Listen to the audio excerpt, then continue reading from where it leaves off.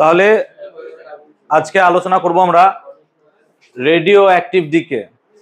Atomic নিউক্লিয়াসের আগের দিন ক্লাস আলোচনা করেছিলাম এবং ইফ ইউ ক্যান রিমেম্বার যে লাস্ট ক্লাস পর্যন্ত আমরা রেডিও অ্যাক্টিভিটির আগে পর্যন্ত নিউক্লিয়াসের শেপ সাইজ নিয়ে আলোচনা করেছিলাম। বেশি করে আমরা ফোকাস করেছিলাম স্টেবিলিটি অফ নিউক্লিয়াস নিয়ে। সেখানে binding energy versus curve, binding fraction versus curve, alpha beta gamma decay নিয়ে ডিটেল ক্লাস করেছিলাম। যদি কেউ ক্লাস মিস করে থাকো সেই ক্লাসটা অবভিয়াসলি দেখে নিও একবার, দ্যাট উইল বি বেটার। যেভাবে পড়ানো আছে কোয়াইট ফ্যান্টাস্টিক। ওকে, আজকে আলোচনা করবো law of radioactive decay.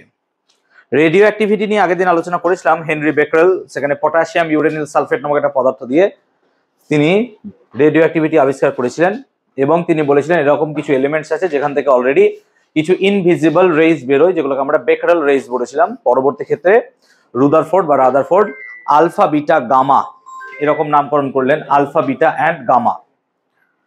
এবং তিনি দেখালেন যে আলফা বিটা গামা 3 প্রকারের রশ্মি এখান থেকে নির্গত হয়।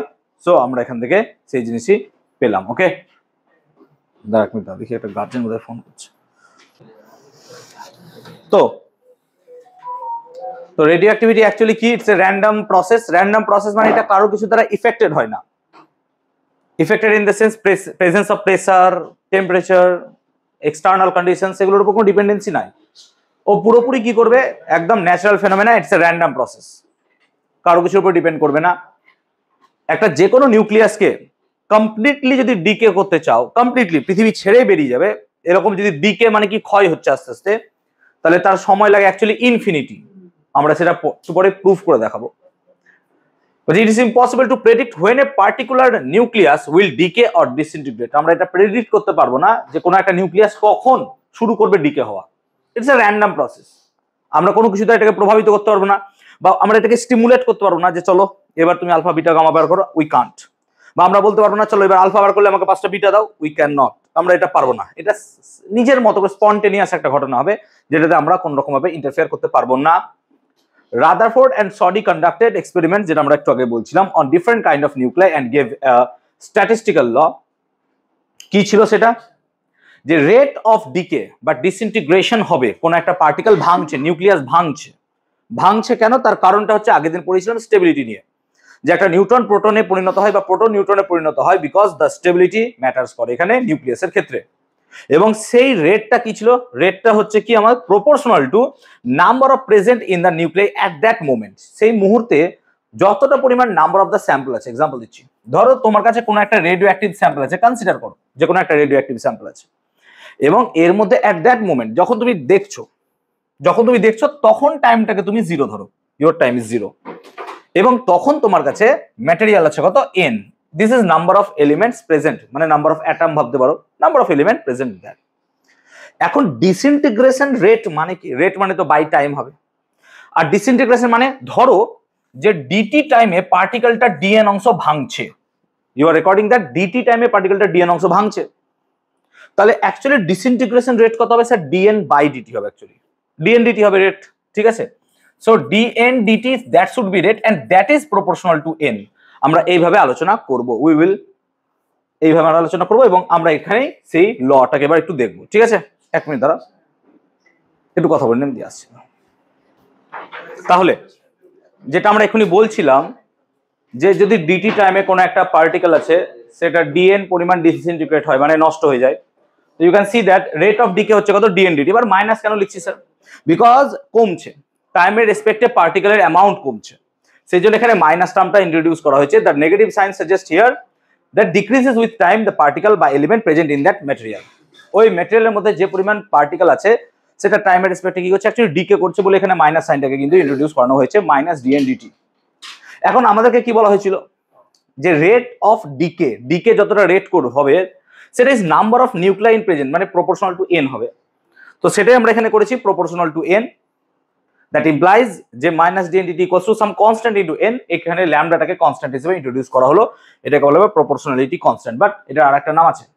This is called disintegration constant, মানে এটাকে বলা হয় ভাঙন ধ্রুবক, বাংলায় যদি বলা হয় ভাঙন ধ্রুবক। তো this is called disintegration constant বা ভাঙন ধ্রুবক। অনেক সময় এটাকে ডিকে কনস্ট্যান্টও বলা হয়, ডিকে মানে ভেঙে যাওয়া, ভাঙন ধ্রুবক থেকে আমরা ডিসইন্টিগ্রেশন কনস্ট্যান্টটাকে বলছি। We are talking about this. এখন ল্যামডাটা কি, যে তুমি কোন আইসোটোপ বা কোন এলিমেন্ট নিচ্ছ তার উপর ডিপেন্ড করবে। যেমন ধরো এটা ডিসইন্টিগ্রেশন কনস্ট্যান্ট, দ্যাট মিনস এটার মান চেঞ্জ হওয়া উচিত নয়, কিন্তু কার রেসপেক্টে? রেসপেক্ট যে তুমি প্রেসার, টেম্পারেচার, ম্যাগনেটিক ফিল্ড এগুলো দিচ্ছ তার জন্য নো, ল্যামডা এর দ্বারা ইফেক্টই হবে না। ল্যামডা ইফেক্ট হবে তুমি কোন আইসোটোপকে চয়েস করেছো তার উপর। উদাহরণ দিচ্ছি, কোনো একটা এলিমেন্ট আছে সে এ, সে যতটা পরিমাণ ডিকে করবে বি ততটা ডিকে নাও করতে পারে, বা সি তাদের থেকে আবার অনেক বেশি ডিকে করতে পারে। সো বিভিন্ন এলিমেন্টের ক্ষেত্রে ডিকে অ্যামাউন্ট কি হবে, বিভিন্ন রকম হবে। তো বিভিন্ন এলিমেন্টের ডিকে যেহেতু অ্যামাউন্ট বিভিন্ন রকম হবে, সো ল্যামডা বিভিন্ন ক্ষেত্রে আলাদা রকম হবে। ক্লিয়ার হয়েছে? এখানে ভাঙন মানে কথাটা বুঝতে হবে। ভাঙন মানে অ্যাকচুয়ালি নিউক্লিয়াসের ভেতরে পরিবর্তন হচ্ছে। পরিবর্তন হচ্ছে কেন? Because to gain more stability আনার জন্য।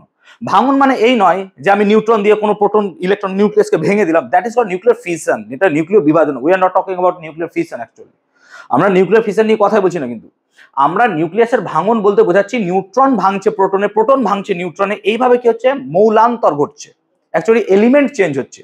এবং সেটা আমরা আলফা বিটা গামা বেরোনোর সময় বলেছিলাম, যখন কোনো একটা এলিমেন্ট থেকে আলফা বেরোবে তখন কি হবে, তার প্রোটন নাম্বার 2 একক কমে যাবে, এবং বিটা বেরোলে প্রোটন নাম্বার 1 একক বেড়ে যাবে। সো আমরা এই সেন্সে বলছি, কিন্তু এটাকে কখনো এরকম ভাবে ভাববে না যে নিউক্লিয়াস টুকরো টুকরো হয়ে যাচ্ছে, ভেঙে যাচ্ছে, ওরকম নয় কিন্তু। হ্যাঁ, আলফা বিটা এরকম ভাবে বেরিয়ে যায়, সেটার কথা এখানে বলা হচ্ছে। তো dN dt equals to minus lambda N লেখা যেতে পারে। এবার এটাকে যদি আমরা পুরো ধরো, যখন শুরু করেছিলাম তখন কত ছিল, যখন টাইম 0 তখন আমার এলিমেন্ট ছিল 0, কিন্তু আফটার টাইম টি তখন আমার এলিমেন্টটা হচ্ছে কত, এন। বা এরকম ভাবতে পারো, টাইম যখন 0 ছিল তখন এন 0 ছিল, যখন টাইম টি 0 মানে আমি যখন প্রেজেন্টে দেখছি, আমি ইন মোমেন্টে দেখছি টি 0 এখন, তখন আমার প্রেজেন্ট হচ্ছে এন। তাহলে এটাকে কি করতে পারি, আমি ইন্টিগ্রেট করতে পারি, এনটাকে নিচে নামাতে পারি, ডিডিটাকে ওদিকে পাঠাতে পারি। সো এখানে দেখতে পাচ্ছ dN by N equals to minus lambda dt নেওয়া হয়েছে। এবার লিমিট কি বসাবো, যখন টাইম ছিল 0 তখন আমার এন কত ছিল, এন 0, সো 0 এন 0। আর যখন টাইম আমার টি 0 তখন এন, সো টি 0 তখন আমার এন, বা শুধু টি লিখতে পারো, whatever you can write. এক্ষেত্রে আমরা যদি ডিএন বাই এন এর ইন্টিগ্রেশন করি তাহলে কি হবে, লগ এন বা l n N, log N, whatever you can write. So log N and লিমিটটা কত হবে, এন 0 থেকে এন, এবং minus lambda dt, lambda t পড়ে থাকবে। আবার লগ এন মানে কি, upper limit minus lower limit. তাহলে অ্যাকচুয়ালি কি হবে, log N minus log N 0 সমান কত হলো, মাইনাস ল্যামডা টি। আর আমরা log A minus log B মানে কি জানি, লগ এ বাই বি হয়। সো এখান থেকে আমরা লিখতে পারি লগ ই বেসে N by N 0 equals to minus lambda t. So this is my final formula, যে lambda sorry log N by N 0 equals to minus lambda t. এবার আমি যদি লগকে তুলে দিই, তোমরা জানো এদিকে পাওয়ারটা লগের যা বেস থাকে তার পাওয়ারে চলে যায়। সো এখানে লগের বেস যদি 10 থাকতো 10 টু দি পাওয়ার করে দিতাম, কিন্তু এখানে লগের বেস ই আছে, তাই এটা ই হয়ে যাবে। সেই জন্য আমরা এটাকে যদি তুলে দিই তাহলে পরের ইকুয়েশন কি পাবো, n by n 0 equals to e to the power minus, তাহলে n by n 0 that should be equals to e to the power minus lambda t. এটাই আমরা এবার পাবো। বুঝতে পারছো নিশ্চয়ই যে লগটাকে তুলছি আমরা, লগ তুললে এক্সপোনেনশিয়াল চলে যাবে, কারণ বেসটা এখানে চলে যায়। সো লগ ই এখানে ই চলে যাবে। সেই জন্য আমরা পরের ইকুয়েশন দেখবো n by n 0 equals to e to the power minus lambda t. সেই জন্য এখানে যেহেতু এক্সপোনেনশিয়াল টার্মে আছে, সেই জন্য এটাকে অনেক সময় বলা হয় যে এক্সপোনেনশিয়াল ল। তোমাদের বইয়ে দেখবে এক্সপোনেনশিয়াল ল কথাটা ইউজ করা থাকবে, যে রেডিও অ্যাক্টিভিটির এক্সপোনেনশিয়াল ল। এক্সপোনেনশিয়াল ল মানে কি, অ্যাকচুয়ালি ডিকেটা এক্সপোনেনশিয়াল অর্ডার হচ্ছে, এক্সপোনেনশিয়াল অর্ডার হচ্ছে বলে এটাকে অনেক সময় এক্সপোনেনশিয়াল ল বলা হয়। ঠিক আছে? সো n ইকুয়ালস টু কত হলো, n 0 e to the power minus lambda t. এখানে প্রত্যেকটা টার্মের মানে কি বোঝায়, n মানে বোঝাচ্ছে অ্যাট দ্যাট মোমেন্ট যেখানে টি ধরেছিলে বা টি 0 ধরছো, যখন তুমি নিয়ে পরীক্ষা করছো। কিন্তু ও তো শুরু হয়েছে ভাঙন অনেকদিন আগে থেকে, তো কবে থেকে শুরু হয়েছে, 500 বছর, 200 বছর, 2500 বছর, 2 লাখ বছর, আমরা তো জানি না। সো যে মোমেন্টে আমরা আলোচনা করছি সেটা হচ্ছে n। আর এখানে টিটা বোঝাচ্ছে তার মোমেন্টের পর, মানে 5 বছর আগের কি ছিল, 5 বছর এখন, তাহলে আমরা এখান থেকে ইজিলি ক্যালকুলেট করতে পারবো 5 বছর আগে কত হবে, n 0, তাহলে এটা ধরে নেবো। তো যত প্রিভিয়াসে আমি যেতে পারবো, বা আমরা ফার্দার যেতে পারি যে আজ থেকে 10 বছর পর কত হবে, তাহলে টি এর মান, টিটা এইভাবে চেঞ্জ হবে টাইম ওয়াইজ, যে কত বছর, কত সেকেন্ড, কত ঘন্টা, এরকম ভাবে আমরা এটাকে ভাবতে পারবো। সো টাইম ডিপেন্ড করছে এখানে যে তুমি কতক্ষণ পর বা কতক্ষণ আগে এলিমেন্টটাকে দেখতে চাইছো, তার কতটা এলিমেন্ট প্রস্তুত ছিল। n 0 মানে কি, দ্যাট একদম যখন তুমি শুরু করছো, টাইম যখন 0, টাইমটা যখন 0, মানে তুমি ধরো ভাবছো আজ এখন থেকে আমি 10 ঘন্টা আগে দেবো, তখনকেই তুমি টাইমকে 0 ধরে নাও। তো তখন টাইমকে যখন 0 ধরবে 10 ঘন্টা আগে, তখন তার এলিমেন্ট n 0। কিন্তু অ্যাকচুয়াল কখন n 0 ছিল তা বলা খুবই মুশকিল একটা এলিমেন্ট, কারণ এলিমেন্ট শুরুর পর থেকে ভাঙতে শুরু করে দিয়েছে। সো আমরা n0 বলতে এখন ভাববে না যে 460 কোটি বছর আগে চলে যাবো, ওরকম ভাববে, ওরকম নয়। হ্যাঁ, n0 মানে যখন টাইম জিরো, সেই জন্য আমরা ওখানে কিন্তু ডিনোট করেছিলাম। আর ল্যামডাটা তো আমরা বললাম ডিসইন্টিগ্রেশন কনস্ট্যান্ট বা ডিকে কনস্ট্যান্ট। এখন আমরা যদি এখানে দেখতে চাই যে একটা সিম্পল কোনো রেডিও অ্যাক্টিভ এলিমেন্ট যদি ডিকে করতে চাই, ডিকে করছে মানে কি, সে স্টেবল হচ্ছে। তো স্টেবল হতে হতে একটা টাইম পর সে কি হবে, নিউক্লিয়াসে নিউট্রন প্রোটন আস্তে আস্তে কমতে থাকবে, চেঞ্জ হচ্ছে, কমছে। তাহলে একটা টাইম পর তার ভাঙন হতে হতে অ্যামাউন্ট অফ মাস চেঞ্জ হবে। এবার অ্যামাউন্ট অফ মাস কেন চেঞ্জ হবে? বিকজ দেখ, যখন আলফা বিটা গামা বেরোচ্ছে অ্যাকচুয়ালি সেগুলো রেডিয়েশন বেরোচ্ছে, বা তুই আলফা বিটাকে তো অ্যাজ এ পার্টিকেল হিসেবেও ভাবতে পারিস। তো আলফা বিটা যদি পার্টিকেল বেরোতে থাকে তাহলে একটা টাইম পর তার মাস আস্তে আস্তে কি হবে, কমবে। তো বেসিক্যালি n0 এর মান বেশি হবে, n এর মান কম হবে, এটা ন্যাচারাল। আবার যদি টাইম 10 ঘন্টা পর দেখো তাহলে এর মান আরো কম হবে। তো বেসিক্যালি নিউক্লিয়াসের মাস কমছে, কমতে কমতে কমতে একটা টাইম পর তো হবে যে সে পৃথিবী থেকে পুরো নিঃস্ব হয়ে যাবে। আমি জানতে চাইছি সেই টাইমটা কত। So time to complete decay, so complete disintegration, একটা পার্টিকেলের ক্ষেত্রে কমপ্লিট ডিসইন্টিগ্রেশন কখন হবে, হয় না। সো আমরা জানি n equals to n0 e to the power minus lambda t, এটা ইজ ফর্মুলা। তো যখন কমপ্লিট ডিসইন্টিগ্রেশন হয়ে যাবে, পুরো শেষ, ম্যাটেরিয়াল নাই, তখন n এর ভ্যালু কত হবে স্যার, 0। কারণ ম্যাটেরিয়াল তোমার ছিল, কিন্তু বলছো ম্যাটেরিয়াল তো কমপ্লিটলি ডিকে করে গেছে। তো কমপ্লিটলি যদি ম্যাটেরিয়াল ডিকে করে যায় তো তোমার n এর ভ্যালু কত হবে স্যার, 0 হবে। So 0 should be equals to n0 e to the power n0 e to the power minus lambda t. এবং তুমি বাই ডেফিনিশন জানো যে n0 এর ভ্যালু 0 হতে পারে না, কারণ কি n0 তো তোমার প্রথমে যতটা এলিমেন্ট প্রস্তুত ছিল, যতটা এলিমেন্ট উপস্থিত ছিল, that can never be 0। So we can write that e to the power minus lambda T that should B 0, e to the power minus lambda T that should B 0। এবার minus lambda টিটাকে আমরা যদি plus lambda t করি, so e to the power lambda t should be equals to 1/0, কারণ minus power উঠে যাচ্ছে, আর something by 0 that is called infinity. So e to the power lambda t that is given as infinity, আর আমরা জানি e to the power infinity হলে তার value কত হয়, ইনফিনিটি হয়। So e to the power যদি ইনফিনিটি হয় that is your infinity. So e to the power infinity হলে তাহলে lambda t should be equals to কত হবে, ইনফিনিটি। তো lambda t should be equals to infinity, তো lambda t should be equals to infinity। তো lambda t যদি infinity হয় তাহলে time should be equals to কত, ইনফিনিটি, বিকজ lambda কনস্ট্যান্ট। তো ল্যামডা যেহেতু কনস্ট্যান্ট সেই জন্য টাইমটা কত হয়ে যাচ্ছে আমার এখানে, ইনফিনিটি হয়ে যাচ্ছে। সো আমরা এখান থেকে বলতে পারছি, আগে এই কোশ্চেনটা খুব দিত পরীক্ষায়, যে আফটার হাউ মাচ টাইম, কত সময় পর একটা পার্টিকেল বা একটা এলিমেন্ট যেটা কিনা রেডিও অ্যাক্টিভ সেটা কমপ্লিটলি ডিকে করে যাবে পৃথিবী থেকে। সো তার জন্য ইনফিনিটি মানে তুমি ভাবতেই পারো যে সেই পার্টিকেলটা অ্যাকচুয়ালি 460 কোটি বছর থেকে ডিকে করলেও তা কোনোদিন অ্যাকচুয়ালি নষ্টই হবে না, তার কিছু অংশ পড়ে থাকবে বাই থিওরি, কিন্তু অ্যামাউন্ট কম হতে পারে, বাট ক্যান নেভার বি 0। সে পৃথিবী ছেড়ে কোনোদিনও মুছে যাবে না, একদম একটা এলিমেন্ট কোনোদিনই পৃথিবী ছেড়ে মুছে যাবে না, এটা হচ্ছে তার রুলস। অ্যাকচুয়ালি আমরা আই হোপ বইতে পারলাম কনসেপ্টটা। সো টাইম লেফট এটা হচ্ছে এখানে দেওয়া হলো। এখন n যেটা হচ্ছে আমাদের কি, number of particle present in that sample, তার সাথে যদি আমি টাইমকে ভ্যারি করাই তো দেখতে পাচ্ছ ডিকে কার্ভ হবে, সেজন্য কার্ভ নামবে, এবং কেমন কার্ভ হবে, এক্সপোনেনশিয়াল ডিকে হবে। সো এক্সপোনেনশিয়ালি কার্ভটা ডিকে করে গেছে। So n equals to n0 e to the power minus lambda t. এখন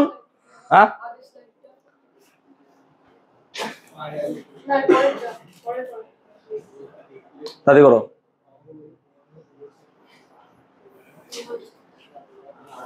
তো আমরা যদি এখন টি এর জায়গায় 1/λ বসাই, ভালো কথা, টি এর জায়গায় 1/λ, তো টি এর জায়গায় 1/λ বসালে দেখ n equal to n0 e to the power minus 1, তার মানে n should be equal to কত হয়ে যাচ্ছে, n0/e। তো এখান থেকে আমরা একটা কথা লিখতে পারছি, n ইকুয়ালস টু n0/e, এবং এটাকে ক্যালকুলেট করে দেখা যাচ্ছে কত হচ্ছে, 0.368 অফ n0, বা তুমি n0/e বলতে পারো। তার মানে যে টাইমের ক্ষেত্রে 1/λ হচ্ছে, টাইমটা যখন 1/λ হচ্ছে, তখন সেই পার্টিকেলে উপস্থিত কত পার্টিকেল, মানে স্যাম্পলের মধ্যে কতটা এলিমেন্ট থাকছে না, তো প্রিভিয়াসের থেকে 1/e, প্রিভিয়াসের থেকে 1/e, n equals two n0/e। তো টি ইকুয়ালস টু 1/λ তে আমরা দেখছি যে number of element present in the sample, যেটা প্রিভিয়াস n0 ছিল, তার কথা হচ্ছে n0/e, n0/e হয়ে যাচ্ছে। এটাকে আমরা কি বলছি, অ্যাভারেজ লাইফ, বা আমরা লাইফ বলতে পারি, যে একটা লাইফ কত হতে পারে, 1/λ দ্বারা আমরা তাকে বলতে পারছি, কারণ এক্সপোনেনশিয়ালি সে ডিকে করছে, n0/e টার্মটাকে আমরা এভাবে পাচ্ছি। তো এখানে এই টিটার একটা গুরুত্ব আছে, এটাকে আমরা অ্যাভারেজ লাইফ বা নর্মাল লাইফ বলতে পারি। Average life. কিন্তু অ্যাভারেজ লাইফ একটা এলিমেন্টের বার করা খুব মুশকিল হয়ে যায় এবং সচরাচর সব জায়গায় কাজে লাগে না, কারণ একটা এলিমেন্ট ডিকে হতে প্রচুর সময় লাগে। ফর এক্সাম্পল যদি আমি রেডিয়াম বলি, রেডিয়াম যদি দেখো 1622 বছর সময় নেবে 1 গ্রাম থেকে হাফ গ্রাম হতে। সেই জন্য আমরা যদি কোনো একটা রেডিও অ্যাক্টিভ এলিমেন্টের লাইফ বলতে চাই তাহলে তার হাফ লাইফ বলাটা খুব মানে কনভিনিয়েন্ট, যে কত বছর সময় পর বা কত সময় পর বা কত ঘন্টা পর সেই এলিমেন্টের যা ছিল তার হাফ হবে। যেমন তুমি 32 গ্রাম নিয়ে শুরু করলে রেডিয়াম, 16 গ্রাম হতে তার সময় লাগবে 1622 বছর, 8 গ্রাম হতে আরো 1622 বছর। তাহলে এইভাবে আমরা হাফ লাইফটাকে এখানে ইন্ট্রোডিউস করতে পারি। সেজন্য হাফ লাইফটা হচ্ছে more convenient rather than the average life, ঠিক আছে? সো অ্যাভারেজ লাইফের তুলনায় আমরা হাফ লাইফটাকে এখানে বেশি কনসিডার করব। গ্রাফে তোমরা দেখতে পাচ্ছ যে n0 ছিল, বাট n0 বাই e এইটা হচ্ছে সেই টার্মটা যেটাকে আমরা ইউজ করছিলাম 0.368 অফ n0। সো এই টার্মটাকে আমরা বলছি এখানে কত, n0 বাই e। তোমাদের বইয়ে n0 বাই e দিয়ে লেখা থাকবে, 0.368 অফ n0 থাকবে না। সো n0 বাই e এই টার্মটাকে আমরা এখানে বলছি। সো এটাকে কি বলছি, lambda is the reciprocal of time. তাহলে যেখানে আমরা পেলাম t equals to 1 by lambda, ফর্মুলাটা মনে রাখো, t যখন বসিয়েছিলাম 1 বাই ল্যামডা, তাহলে ল্যামডাটা এখানে কি না, তো ল্যামডাটাকে বলছি 1 বাই t। তাহলে বলছে ল্যামডাটা হচ্ছে রেসিপ্রোকাল অফ টাইম, সেই টাইমটা যে টাইমের মধ্যে পার্টিকেলের মধ্যে যে নিউক্লিয়াসটা আছে সেটা কত হবে, ইন যতটা ছিল তার কত হয়ে যাবে 1 বাই e, যতটা ছিল তার 1 বাই মানে 36.8% হবে। তুমি দেখতে পারো 0.368 আছে মানে পার্সেন্টেজ গুলো 36.8% হবে। সো 36.8% পড়ে থাকবে, বা আমরা বলবো 36.8% যদি পড়ে থাকে তাহলে ডিকে কত হয়ে গেছে স্যার, তাহলে 100 থেকে বাদ দিতে তাহলে 63.2%। তাহলে তুমি এটাও বলতে পারো যে 63.2% হচ্ছে কি তার ডিকে করে গেছে। এটা হচ্ছে সেই টাইমটা। সো আমরা সেই টাইমটাকে নিয়ে এখানে আলোচনা করলাম, but we are not interested about this time actually. আমরা হাফ লাইফ নিয়ে বেশি ইন্টারেস্টেড, কারণ হাফ লাইফটা বেশি কনভিনিয়েন্ট এখানে জানার জন্য। হাফ লাইফ কাকে বলে, অর্ধায়ু যাকে বলা হয়। তো অর্ধায়ু কাকে বলা হয়, কোন একটা এলিমেন্ট কি হয়েছে রূপম, আসতে বাবা, অর্ধায়ু কাকে বলা হয়, যে টাইমের মধ্যে কোনো একটা এলিমেন্ট যতটা স্যাম্পলের মধ্যে যতটা এলিমেন্ট ছিল সেটা ভেঙে অর্ধেক হয়ে যাবে, সেই টাইমটাকে বলছি আমরা তার অর্ধায়ু। ফর এক্সাম্পল ধরো আমার কাছে কিছু একটা এলিমেন্ট ছিল বা স্যাম্পল ছিল, সে কনসিডার করো 32 গ্রাম অফ রেডিয়াম ছিল, 32 গ্রাম অফ রেডিয়াম ছিল, 32 গ্রাম অফ রেডিয়াম ছিল। এই 32 gram of radium completely decay করছে, কমপ্লিটলি নষ্ট হচ্ছে, কিন্তু ডিকে হচ্ছে কতটা, 32 থেকে 16 গ্রাম, মানে ও হাফ হয়ে গেল 16 গ্রাম। তো যে টাইমের মধ্যে হবে কতটা টাইম, সেই টাইমটাকে বলছি তার অর্ধায়ু, টি হাফ, সেইটাকেই তার অর্ধায়ু বলছি। এবং এটা ক্যালকুলেট করে দেখা গেছে কত হয়, 1622 বছর প্রায়, তুমি 1600 ধরেই চলো, 1600 বছর প্রায়। সো বেসিক্যালি এরকম ভাবে তুমি ভাবতে পারো যে একটা রেডিয়ামের ক্ষেত্রে এরকম হতে পারে, ক্লিয়ার, অর্ধায়ু এরকম হতে পারে। সো অর্ধায়ুর কনসেপ্টটা এটা যে আমরা সেক্ষেত্রে হাফ ধরবো। So the time in which the number of undecayed nuclear becomes half of the initial number, যা ছিল তার অর্ধেক হবে, তাকে বলছি অর্ধায়ু। অর্ধ আয়ু, অর্ধ আয়ু মানে তার আয়ুটা অর্ধেক। সেগুলো এরকম ভেবে নিও না যে বাকি হাফের মধ্যেও সব ডিকে হয়ে যাবে, না ওরকম নয়। সেই জন্য আমরা এটাকে এইভাবে বলছি যে দেখো 32 থেকে 16 হলো 1622, তাহলে এবার ভাবো 16 গ্রাম থেকে 8 গ্রাম হবে, আমি আর করছি না, কতটা, আরো 1600 বছরে। আবার 8 থেকে 4 হবে আরো 1600, 4 থেকে 2 হবে, 2 থেকে 1 হবে, 1 থেকে হাফ হবে, হাফ থেকে 1 এর 4 হবে, দেখো চলতেই থাকবে সিরিজ, শেষ হবে না। সেই জন্য আমরা বলেছিলাম যে ভাঙতে কত সময় লাগবে, ইনফিনিটি, ও নষ্ট হতে শেষ পর্যন্ত কত সময় লেগে যাবে, ইনফিনিটি। কখনো এরকম হবে না যে 1600-তে হাফ হলো বাকি হাফ 1600-তে হয়ে যাবে, এরকম নয়, এরকম নয় কিন্তু। হ্যাঁ, কনসেপ্টটা কিন্তু মাথায় রাখবে, ক্লিয়ার হয়েছে, অর্ধায়ুর জিনিসটা এরকম। সো আই হোপ কনসেপ্টটা বলতে পারলাম, টি হাফ এই। সো টি হাফ যখন আমরা নেব তখন number present in the sample element কত হবে, যা ছিল তার half. So n equals two n0/2 হবে, এই দিয়ে আমরা ক্যালকুলেশনটাকে এবার করার চেষ্টা করব। So n should be equals two n0/2, এটা মাথায় রাখার চেষ্টা করব যে যখন t হাফ হবে তখন কিন্তু n0/2 হবে number present in that sample. So basically আমরা এখন যদি সেই রেডিও অ্যাক্টিভিটি লগ বা লটাকে কাজে লাগাই, সো আমরা জানতাম যে log of e equals to n/n0 equals to minus lambda t। এবার আমরা এখানে n এর জায়গায় কত বসাবো, n0/2। তো তাই যদি বসাই তাহলে log n0/2, দেখো log হাফ হবে অ্যাকচুয়ালি। তো log হাফ ইকুয়ালস টু কত হচ্ছে, মাইনাস ল্যামডা t হাফ। কেন t হাফ বসালাম এখানে, বিকজ তুমি n এর জায়গায় বসাচ্ছ কত না, তো n এর জায়গায় বসাচ্ছ তুমি হচ্ছে n0/2। তো যখন n এর জায়গায় n0/2 বসাবে তখনও কিন্তু t এর জায়গায় কি বসবে, t two the power half বা t হাফ অ্যাকচুয়ালি। তো সেই কারণে টি হাফ বসিয়েছি, যেখানে টি হাফটাকে কি বলছি না, তো টি হাফটা হচ্ছে এখানে হাফ লাইফ বা অর্ধায়ু, এটা হচ্ছে হাফ লাইফ বা অর্ধায়ু টি হাফ। তো এখান থেকে log e two to the power -1 minus lambda t, দেখো মাইনাস মাইনাস কেটে যাবে, আলটিমেটলি যে একটা ফর্মুলা পাওয়া যাবে t half equals to log 2 by lambda. এখন log 2 এর ভ্যালুটা কিন্তু কনস্ট্যান্ট এবং আমরা এটা জানি তার ভ্যালু হয় 0.693। সো তোমরা এখান থেকে একটা বিশেষ ফর্মুলা পেয়ে যাচ্ছ কি, যে হাফ লাইফ অর্ধায়ু সমান 0.693 বাই হচ্ছে ডিকে কনস্ট্যান্ট ল্যামডা। এবং এই ফর্মুলাটা প্রচুর বার আমাদের কাজে লাগবে পুরো চ্যাপ্টারে অঙ্ক করার সময়। সো আমরা এখান থেকে পেলাম কি t half should be equals to 0.693 by lambda. এই ফর্মুলাটা বারবার বলছি, মনে রাখবে, এটা দিয়ে তোমাদের 60 to 70% প্রবলেম হয়ে যাবে। এইটা বার করা মানে তোমার অঙ্ক প্রবলেম প্রায় শেষের দিকে। সো 0.693 বাই ল্যামডা, ল্যামডাটা হচ্ছে ডিকে কনস্ট্যান্ট, টি হাফ এখান থেকে আমরা পেলাম। সো এই ক্যালকুলেশনটা মাথায় রাখবে, ক্যালকুলেশন অনেক সময় পরীক্ষায় আসে। কি করে বার করলাম না, তো টি হাফ যখন হচ্ছে তখন এন এর ভ্যালু হয়ে যাচ্ছে n0/2 এবং সেখান থেকে আমরা টি হাফের ভ্যালুটা বার করতে পারলাম। log 2 সমান বেরোলো ল্যামডা টি, ল্যামডা মানে হচ্ছে সরি টি হচ্ছে কত বা টি হাফ কত হচ্ছে log 2 by lambda, log 2 value হচ্ছে 0.693 বাই ল্যামডা। ঠিক আছে, এবার তো বলছে number of nuclei left after n half lives. এটা একটা শর্ট ট্রিক, আমরা যখন শিখবো যে আমাকে বলবে যে একটা এলিমেন্ট তার হাফ লাইফ ধরো 2, ঠিক আছে, হাফ লাইফ 2, তাহলে 2 মানে কি 2 ঘন্টা 2 সেকেন্ড 2 বছর যাই হোক। তো এবার তোমাকে বললো এতটা হাফ লাইফ পর, 10টা হাফ লাইফ পর তার কতটা এলিমেন্ট পড়ে থাকবে বা কতটা এলিমেন্ট ডিকে হয়ে যাবে, তো সেটা কি করে বার করবো তার একটা শর্ট ট্রিক্স। আচ্ছা, আফটার 1 হাফ লাইফ, একটা হাফ লাইফ পর মানে কি, যদি এলিমেন্টের মধ্যে প্রেজেন্ট n0 স্যাম্পলের মধ্যে এলিমেন্ট ছিল n0, তো একটা হাফ লাইফ পর কত হবে স্যার n0/2। আচ্ছা, সেকেন্ড হাফ লাইফের পর কত হবে স্যার n0/2/2, মানে n0/2 ইন্টু হাফ n0/4। তুমি দেখো অ্যাকচুয়ালি স্কোয়ার পাওয়ারে চলছে 2 এর। So n0/2 two the power 1 after 1 half life, after second half life n0/2 square, after third half life n0/2 cube. তাহলে এইভাবে যদি আফটার n হাফ লাইফ যায় n0/2 two the power n, তাহলে এতটা পড়ে থাকবে, তাহলে ডিকে কত হয়ে গেছে n0 মাইনাস n করে দিলে তোমার ডিকে হয়ে গেছে, ওটা বার করে নেবা। সো এই পাওয়ার ফর্মুলাটা একটু মাথায় রাখবে, এটা কাজে লাগে আমাদের।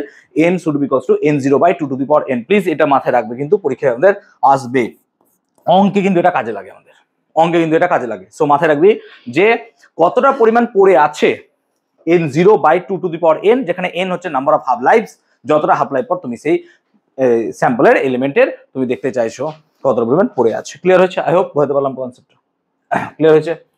ওকে, number of nuclei left after n half life, সেটা আমি এখনই বলছিলাম, ঠিক আছে। এবার বলছে কি ফ্র্যাকশন, এটা ফর্মুলা একটু মাথায় রাখবি প্লিজ, হ্যাঁ। তো বলছে fraction of nuclei remaining after n half life. Remaining তাহলে বুঝতে পারছো রিমেইনিং কতটা হবে, আমরা এবার বার করতে পারবো এখান থেকে যে কতটা পরিমাণ পড়ে থাকবে, ঠিক আছে।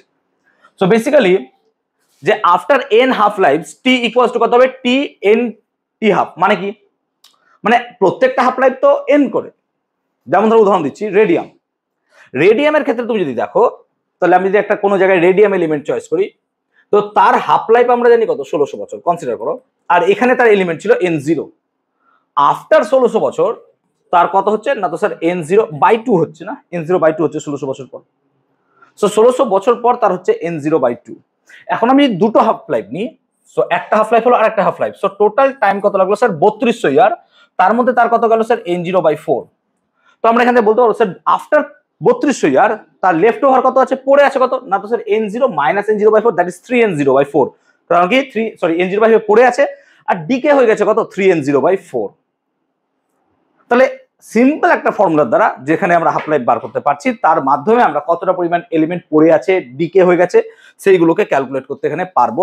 এবার দেখ আমরা কি বলছি যে এখানে টাইমটা কত না, তো n অফ টি হাফ মানে কি, মানে আমি বলতে চাইছি তোকে যে 3200 বছর মানে কত স্যার, 3200 বছর মানে দুটো হাফ লাইফ, মানে আমি যেখানে চাইছি তোকে 3200 বছর পর তুই ক্যালকুলেট কর, তাহলে তুই ভাববি 3200 বছর মানে কি স্যার 2 × 1600 বছর, 2 × 1600 বছর মানে কত sir 2 × T half of radium, তাই না, টি হাফ অফ রেডিয়াম।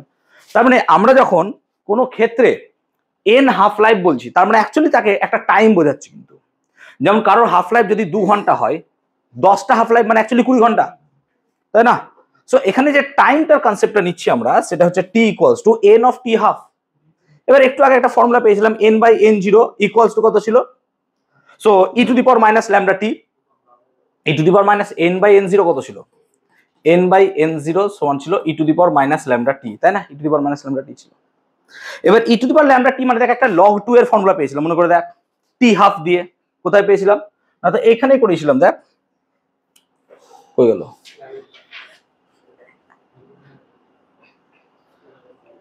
এই যে দেখ ল্যামডা টি হাফ মানে কিন্তু লগ 2, ল্যামডা টি হাফ মানে লগ 2, আবার লগ ই মানে কিন্তু বেস আছে, তার মানে এখান থেকে আমরা টি হাফ ইন্টু ল্যামডাটাকে চয়েস করছি লগ 2 আকারে।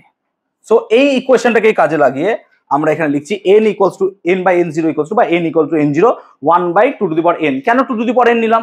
বিকজ আরে ভাই এখনই তো দেখালাম যে n মানে কত, n0 by 2 to the power n।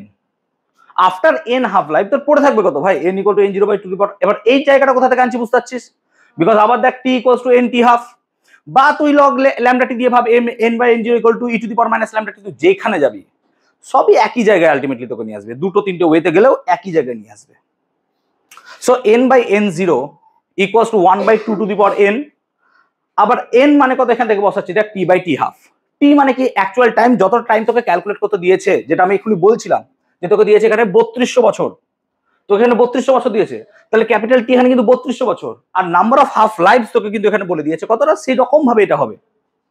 বুঝতে পারছি ব্যাপারটা? আলটিমেটলি n মানে কত সেইটাই দাঁড়ায় যে কতটা হাফ লাইফস, আর সেই nটাকে আমরা লিখছি টি বাই টি হাফ দ্বারা। তাহলে এখান থেকে n by n0 equal to 1 by 2 t by t half. কিন্তু আমি বলি এগুলো কোনো মনে রাখার দরকারই না, অ্যাকচুয়ালি এগুলো কোনো দরকারই নাই, বিকজ তুই যখন বেসিক টুকু জেনে যাবি না, এই জায়গাটুকু জেনে যাবি, বাস তোর আর কিছু লাগবেই না, সব তুই ক্যালকুলেট এখান থেকে করতে পারবি। এইটা একটা ক্যালকুলেশন আর এইটুকু একটু ক্যালকুলেশন, বাস এখান থেকে জানলে আমার হয়ে যাবে, আর কিছু লাগবেই না। বোঝাতে পারলাম? সো বেসিক্যালি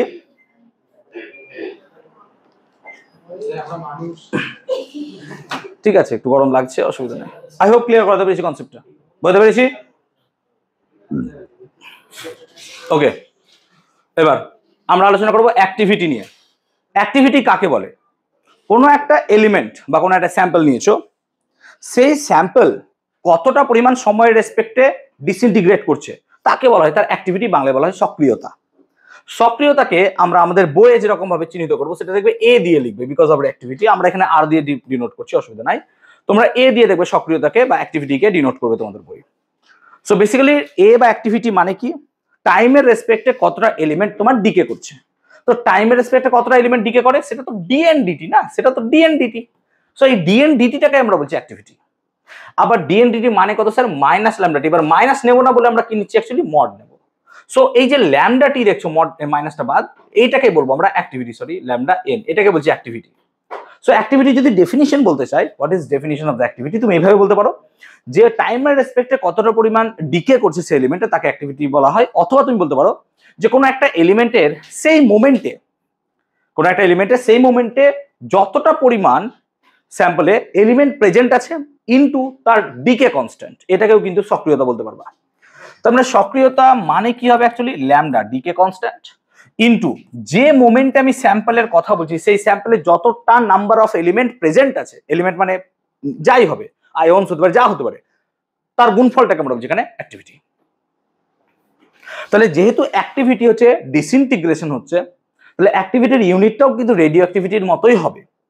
সো সেই জন্য অ্যাক্টিভিটির ইউনিটটা কি হবে, অ্যাক্টিভিটির ইউনিট কিন্তু 20 হয় সিজিএস ইউনিটে, আর এসআই ইউনিটে হয় বেকারেল। 120 ইকুয়ালস টু হয় 3.7 into 10 two the power 10 Becquerel হয়। 20 কে আমরা সিআই চিহ্ন দ্বারা লেখা হয়, 120 equals to 3.7 into 10 two the power 10 Becquerel হয়। বেকারেলকে বিকিউ দিয়ে লিখি আমরা। তাহলে এটা হচ্ছে 20 আর বেকারেল, 20 আর বেকারেল দুটোই রেডিও অ্যাক্টিভিটি ইউনিট। আবার দেখো এটা যেহেতু অ্যাক্টিভিটি রেডিও অ্যাক্টিভিটির সাথেই দেখতে পাচ্ছ, সেই জন্য তারও ইউনিট কিন্তু সেমই তোমার এখানে বইয়ে দেখবে লেখা আছে। ক্লিয়ার হয়েছে? তো এখানে আর মানে কত, ল্যামডা এন, যেটা এখনই বলছিলাম অ্যাক্টিভিটি মানে হবে কত, ল্যামডা এন, ঠিক আছে। আবার এন মানে কত, n0 e to the power minus lambda t. তো এখানে আমরা অ্যাক্টিভিটিরও এক্সপোনেনশিয়াল ফর্মুলা পেতে পারি। তোমাদের বইয়ে বারবার বলছি আর গুলোকে দেখবে এ দিয়ে ডিনোট করা থাকবে, হয়তো তোমাদের এটা পুরো ক্যালকুলেট করা নাই বইয়ে, বাট এই জায়গাটা একটু দেখে রাখবে। কি বলছি, যেহেতু আর ইকুয়াল টু ল্যামডা এন, দেখো এ সমান ল্যামডা এন, আবার একটু আগে পড়ালাম এন মানে কত হয়, n0 e to the power minus lambda t. তাহলে e to the power minus lambda t বসলাম।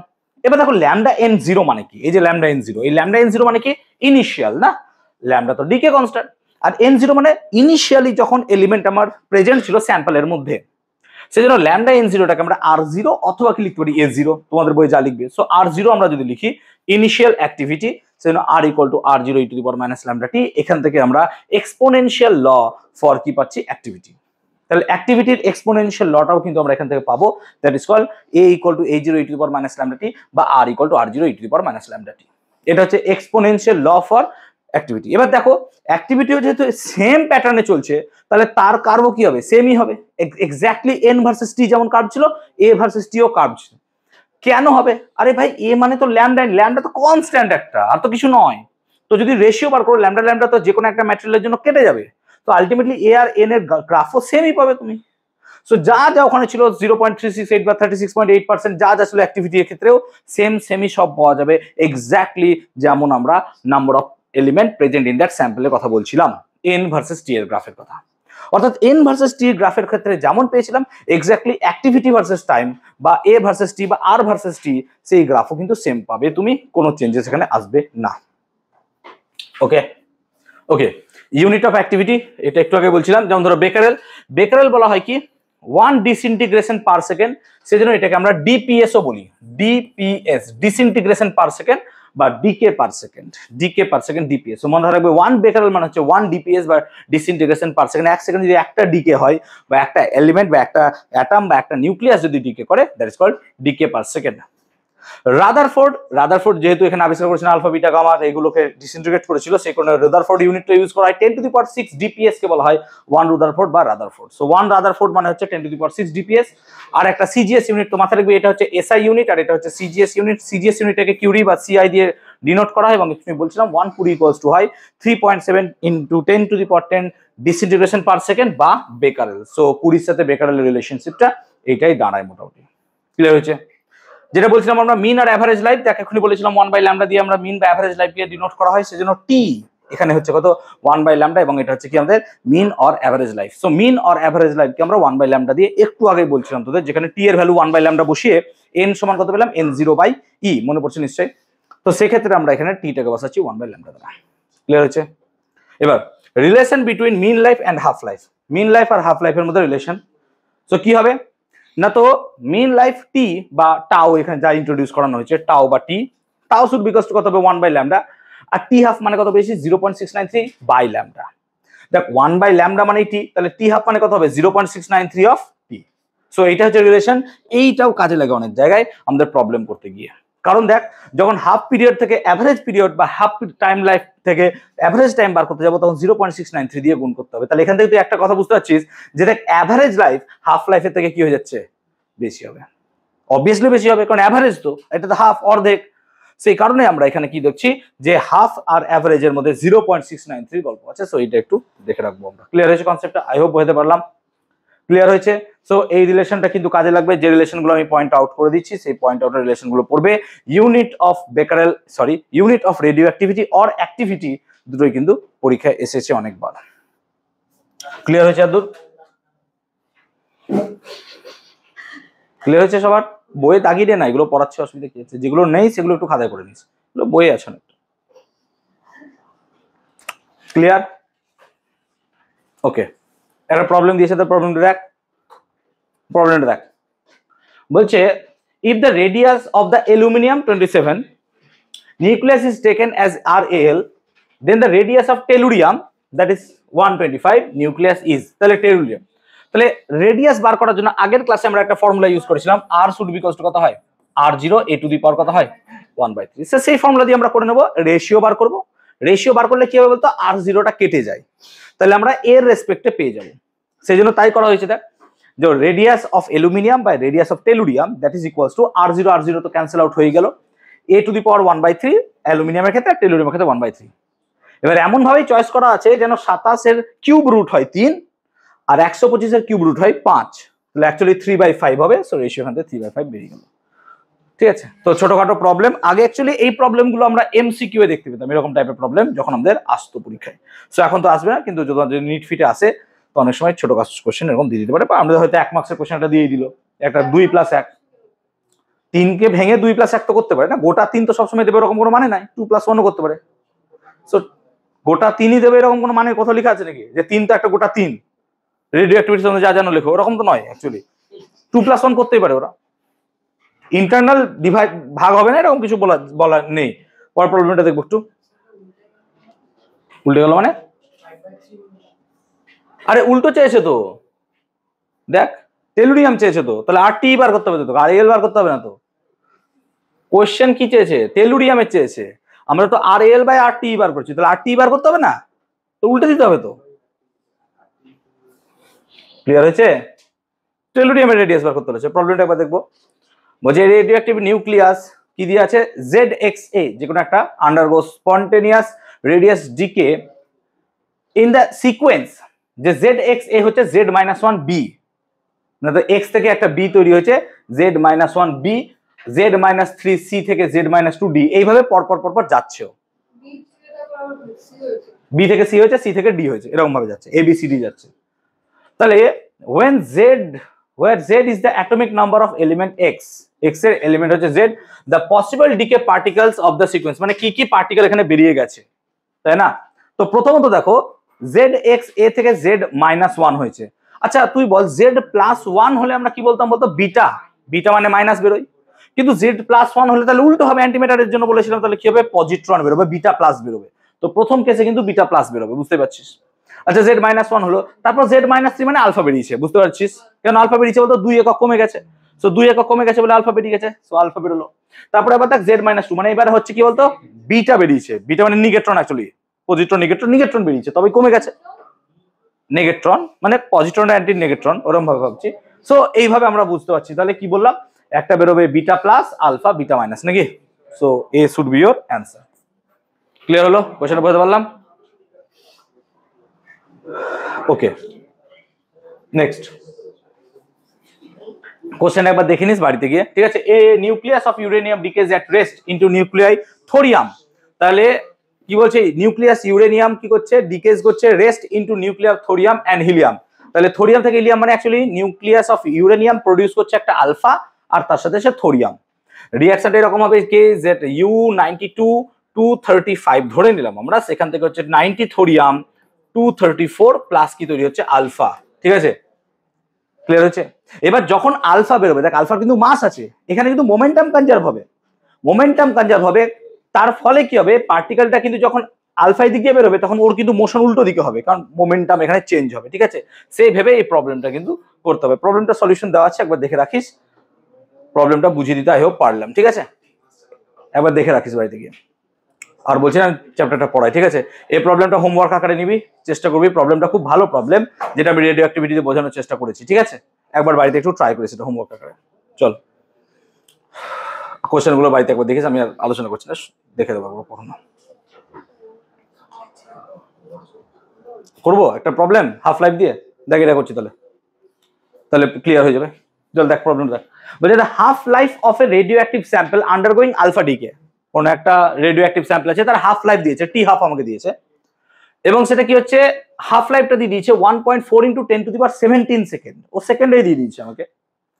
If the number of nuclear in the sample is এত, তাহলে আমাকে এখানে তোকে টি হাফ দিয়েছে, টি হাফ দিয়েছে মানে তুই ল্যামডা বার করে নিতে পারবি।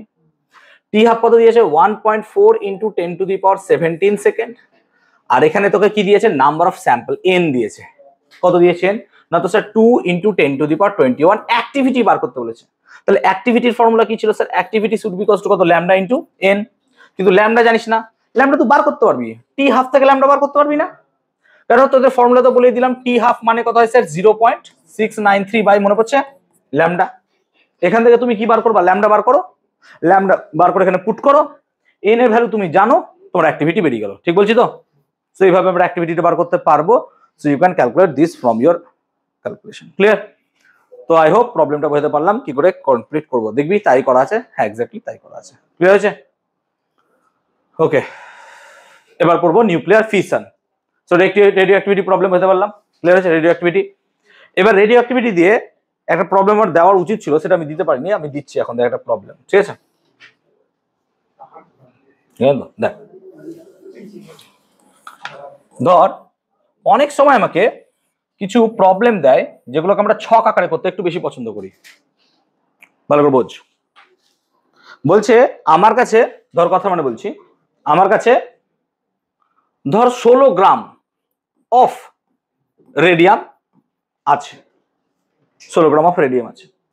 বলছে after how much time, after how much time, কত সময় পর, একটা প্রবলেম বোঝালে সবই হয়ে যাবে। আফটার হাউ মাচ টাইম তার 1/4 অংশ পড়ে থাকবে, 1/4 অংশ পড়ে থাকবে। কোশ্চেনটা বুঝতে পারলাম?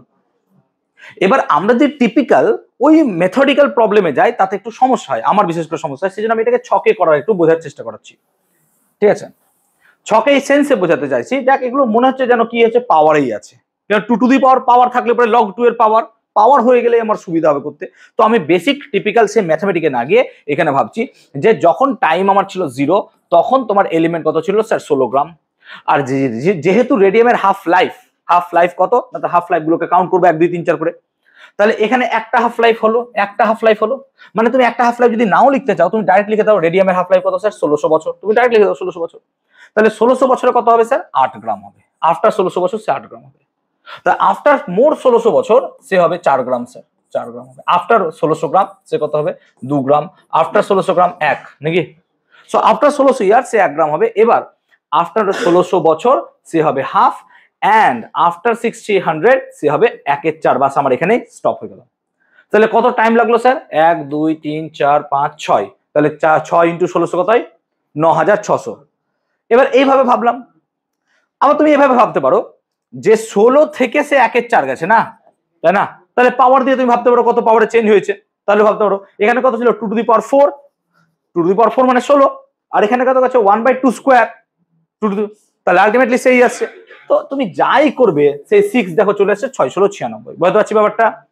তো এইটা হচ্ছে শর্ট ট্রিক্স অ্যাকচুয়ালি প্রবলেম গুলো করার, এবং তোমাদের বইয়ে দেখবে এক্সাম্পলে এরকম প্রবলেম কিন্তু করে দেওয়া আছে অনেক, এবং এই আকারে প্রবলেম গুলো করা কিন্তু খুব সহজ হয়ে যায় যদি সেগুলো পাওয়ারে ম্যাচ করে যায়। হ্যাঁ, পাওয়ারে ম্যাচ না করলে আবার কিন্তু তোমাকে ওই টিপিক্যাল ফর্মুলায় যেতে হবে। যদি পাওয়ার ম্যাচ করে যায় তাহলে ভালো, মানে 2 এর পাওয়ার যদি থাকে দ্যাট ইজ তাহলে ঠিক আছে, আদারওয়াইজ তুমি কিন্তু পারবে না যদি ওই হাফ লাইফের পাওয়ারে না থাকে। Clear? So we will be talking about now nuclear fission. Nuclear fission কাকে বলে? নিউক্লিয়ার ফিশন মানে কি, যে আমি যদি একটা খুব ধীর গতির নিউট্রন দিয়ে কোন একটা ভারী নিউক্লিয়াস মানে ইন দ্য সেন্স ইউরেনিয়াম বা এরকম ভারী এলিমেন্টকে মানে আঘাত করি, বোমবার্ড করি, তখন দেখা যায় যে সেই নিউক্লিয়াসটা ব্রেক করে গিয়ে তুলনামূলক লাইটার এলিমেন্ট তৈরি করে, এবং তার সাথে একটা প্রচুর হাই এনার্জি তৈরি করে। এটা প্রথম 1930 সাল নাগাদ জার্মানিতে একটা ল্যাবে দেখা গেছিল। অটো হান এরকম একটা এক্সপেরিমেন্ট করেছিলেন। অটো হান সেই এক্সপেরিমেন্টে পালস রেট চেক করেছিলেন। সে দেখেছিলেন সেখানে যে আফটার বোমবার্ডিং স্যার তার পালস অনেক বেড়ে যাচ্ছে। তখনই তিনি বললেন যে নিউক্লিয়াস এখানে ব্রেক করছে, এবং ব্রেক করার সঙ্গে সঙ্গে প্রচুর হাই এনার্জি মানে রেডিয়েশন বেরোচ্ছে। সেই ঘটনাকে কাজে লাগিয়ে ওপেনহাইমার তখন বললেন কি, যে দেখো শুধুমাত্র যে আমি নিউক্লিয়াসটাকে, ইউরেনিয়াম যেটা টার্গেট নিউক্লিয়াস, তাকে যখন আমি কি করছি ওই মানে নিউট্রন দিয়ে আঘাত করছি, শুধুমাত্র এনার্জি তৈরি হচ্ছে না, তার সঙ্গে কিন্তু এমন আইসোটোপস তৈরি হচ্ছে যার ফলে তার সঙ্গে সেকেন্ডারি সাম নিউট্রনস তৈরি হবে। এই সেকেন্ডারি নিউট্রনস গুলো কিন্তু এনাফ কেপেবল থাকবে যারা কিন্তু ফার্দার রিঅ্যাকশনটাকে আগাতে পারবে, মানে আরো ইউরেনিয়ামকে তারা টার্গেট করতে পারবে, এবং এর ফলে কি হবে যে রিঅ্যাকশনটা বাড়তে থাকবে এবং এটা একটা চেনের মতো ছড়িয়ে পড়বে। এই জন্য এটাকে অনেক সময় চেন রিঅ্যাকশন বলা হয় নিউক্লিয়ার ফিশনটাকে। এবং এর ফলেই ওপেনহাইমার এবং তার যারা সহপাঠী ছিল, সহকর্মী ছিল অ্যাকচুয়ালি, তারা সকলে মিলে ওই হিরোশিমা নাগাসাকিদের জন্য যে বোম দরকার ছিল সেটা বানাতে পেরেছিলেন। সো আমরা এখানে নিউক্লিয়ার ফিশনের সেই গল্পটাকে নিয়ে পড়ছি। এই যে নিউক্লিয়ার ফিশন সেটা কিন্তু কি হতে পারে, ন্যাচারাল হতে পারে। ন্যাচারাল কেন বলছি, অবভিয়াসলি হচ্ছে, তার এক্সাম্পল আছে সূর্য, নক্ষত্র, এগুলো সব জায়গাতেই দেখতেই পাচ্ছি আমরা নিউক্লিয়ার রিঅ্যাকশন তো হচ্ছে ওখানে। সেটা মানছি যে সূর্যের মধ্যে নিউক্লিয়ার ফিউশন হচ্ছে, কিন্তু কোনো না কোনো সময় সূর্যের মধ্যে নিউক্লিয়ার ফিশন হয়েছিল, আমরা সেটা নিয়ে আলোচনা পরে করছি। বাট এটা কিন্তু আর্টিফিশিয়াল হতে পারে, মানে ম্যানমেড ইন দ্য সেন্স যেগুলো নিউক্লিয়ার পাওয়ার প্ল্যান্টে হয় সেগুলো কিন্তু ম্যানমেড। সো ম্যানমেডও এগুলো ক্ষেত্রে হতে পারে। তাহলে এটা হচ্ছে প্যারেন্ট নিউক্লিয়াই, সেই প্যারেন্ট নিউক্লিয়াই থেকে দুটো আলাদা আলাদা ডটার নিউক্লিয়াই তৈরি হচ্ছে after bombarding with some neutrons or projectile. এইটা হচ্ছে নিউক্লিয়ার ফিশন রিঅ্যাকশন। সো এখানে দেখতে পাচ্ছ নিউক্লিয়ার ফিশনের একটা ডায়াগ্রাম দেওয়া আছে, যেখানে হচ্ছে থার্মাল ইলেকট্রন কথাটা ইউজ করবো। থার্মাল ইলেকট্রন কাকে বলে? বোর্ডে একবার এই কোশ্চেনটা এসছে, শুনছো না তোমরা কথা না? বোর্ডে কোশ্চেনটা একবার এসছে যে 10⁻⁻² ইলেকট্রন ভোল্টেজ যে এনার্জি যুক্ত মানে তোমার নিউট্রন গুলো হয়, that is called thermal neutron. Thermal neutron কি দেখতে পাচ্ছ এনার্জি অনেক কম, সেজন্য খুব ধীর গতির হয়, দে আর খুব স্লো হওয়ার জন্য এরা কি করছে, খুব ফাস্ট কেন নিচ্ছে না, কারণ সে পেনেট্রেট করে বেরিয়ে যাবে, সেজন্য আমাকে খুব ফাস্ট নিউট্রন দিলে হবে না, একটু স্লো নিউট্রন দিব, যাতে করে সে কি করছে টার্গেট নিউক্লিয়াসে গিয়ে যাচ্ছে, নিউক্লিয়াসে গিয়ে ও কি করছে বসছে। নিউট্রনই শুধু বসতে পারবে, তার কারণ কি, বিকজ নিউক্লিয়াস নিজে পজিটিভ। সো এখানে আলফা বিটা কিছু দেওয়া যাবে, বিটা দিলে তো খেয়ে ফেলবে ও, আর আলফা ঢুকতে পারবে না, ক্লোজেস্ট অ্যাপ্রোচে বুঝিয়েছিলাম। সো এটা সম্ভব নয়। সেই কারণে নিউট্রন দিলে কি হবে, যেহেতু নিউট্রাল, তাহলে ও এখানে গিয়ে বসবে এবং একটা আনস্টেবল নিউক্লিয়াস তৈরি করবে। দেখো 235 ছিল, হয়ে গেছে 236 বিকজ অফ দ্যাট 0n1। এটাকে আমরা অনেক সময় কম্পোজিট নিউক্লিয়াস বা কম্পাউন্ড নিউক্লিয়াস বলি, কম্পাউন্ড নিউক্লিয়াস বা composite nucleus. But it's unstable. Unstable হওয়ার জন্য এখানে একটা স্টার দেওয়া হয়, দিস ইজ আনস্টেবল। আনস্টেবল হবে না, আনস্টেবল হওয়ার জন্যই সে কি হবে, সঙ্গে সঙ্গে ভেঙে যাবে। ভেঙে গিয়ে কি হচ্ছে, দুটো নিউক্লিয়াস তৈরি করছে। দুটো নিউক্লিয়াস তৈরি করার সঙ্গে সঙ্গে আনুষঙ্গিক কিছু সেকেন্ডারি নিউট্রনস তৈরি করছে, ইজ ইউ ক্যান সি।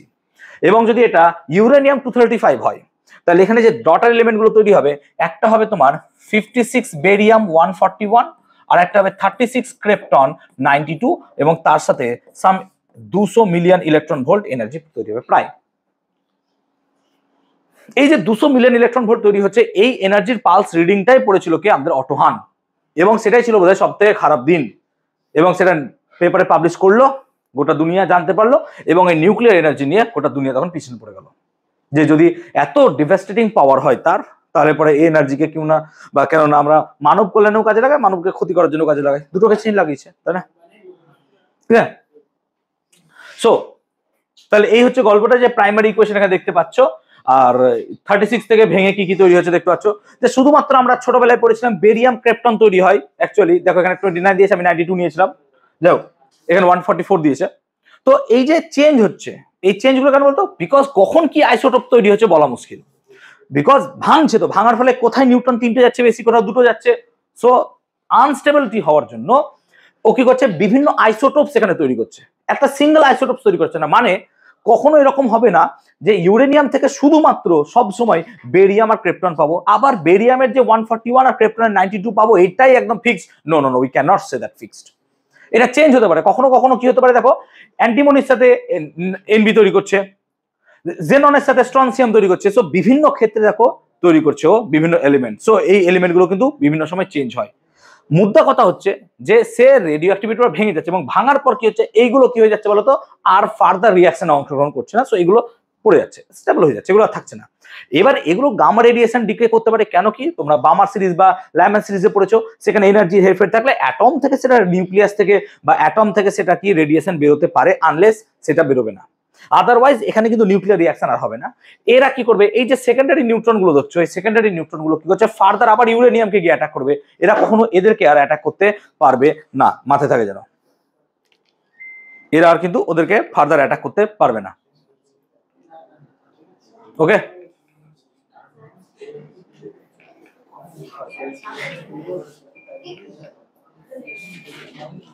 ওকে, চলো। So this is all about. আচ্ছা, এখানে একটা কথা লেখা আছে, দেখো, slow moving neutrons can be more easily absorb, যেটা আমি বলছিলাম, by an atomic nucleus as compare to the fast moving neutrons, thus creating a heavier, মানে হচ্ছে তোমার নিউক্লিয়াস অফেন আনস্টেবল। তো যেটা এখনই বলছিলাম, যে বেশি এনার্জি যদি নিউট্রন দিয়ে তুমি আঘাত করতে চাও, তখন কিন্তু অনেক সময় রিয়াকশন শুরুই হবে না।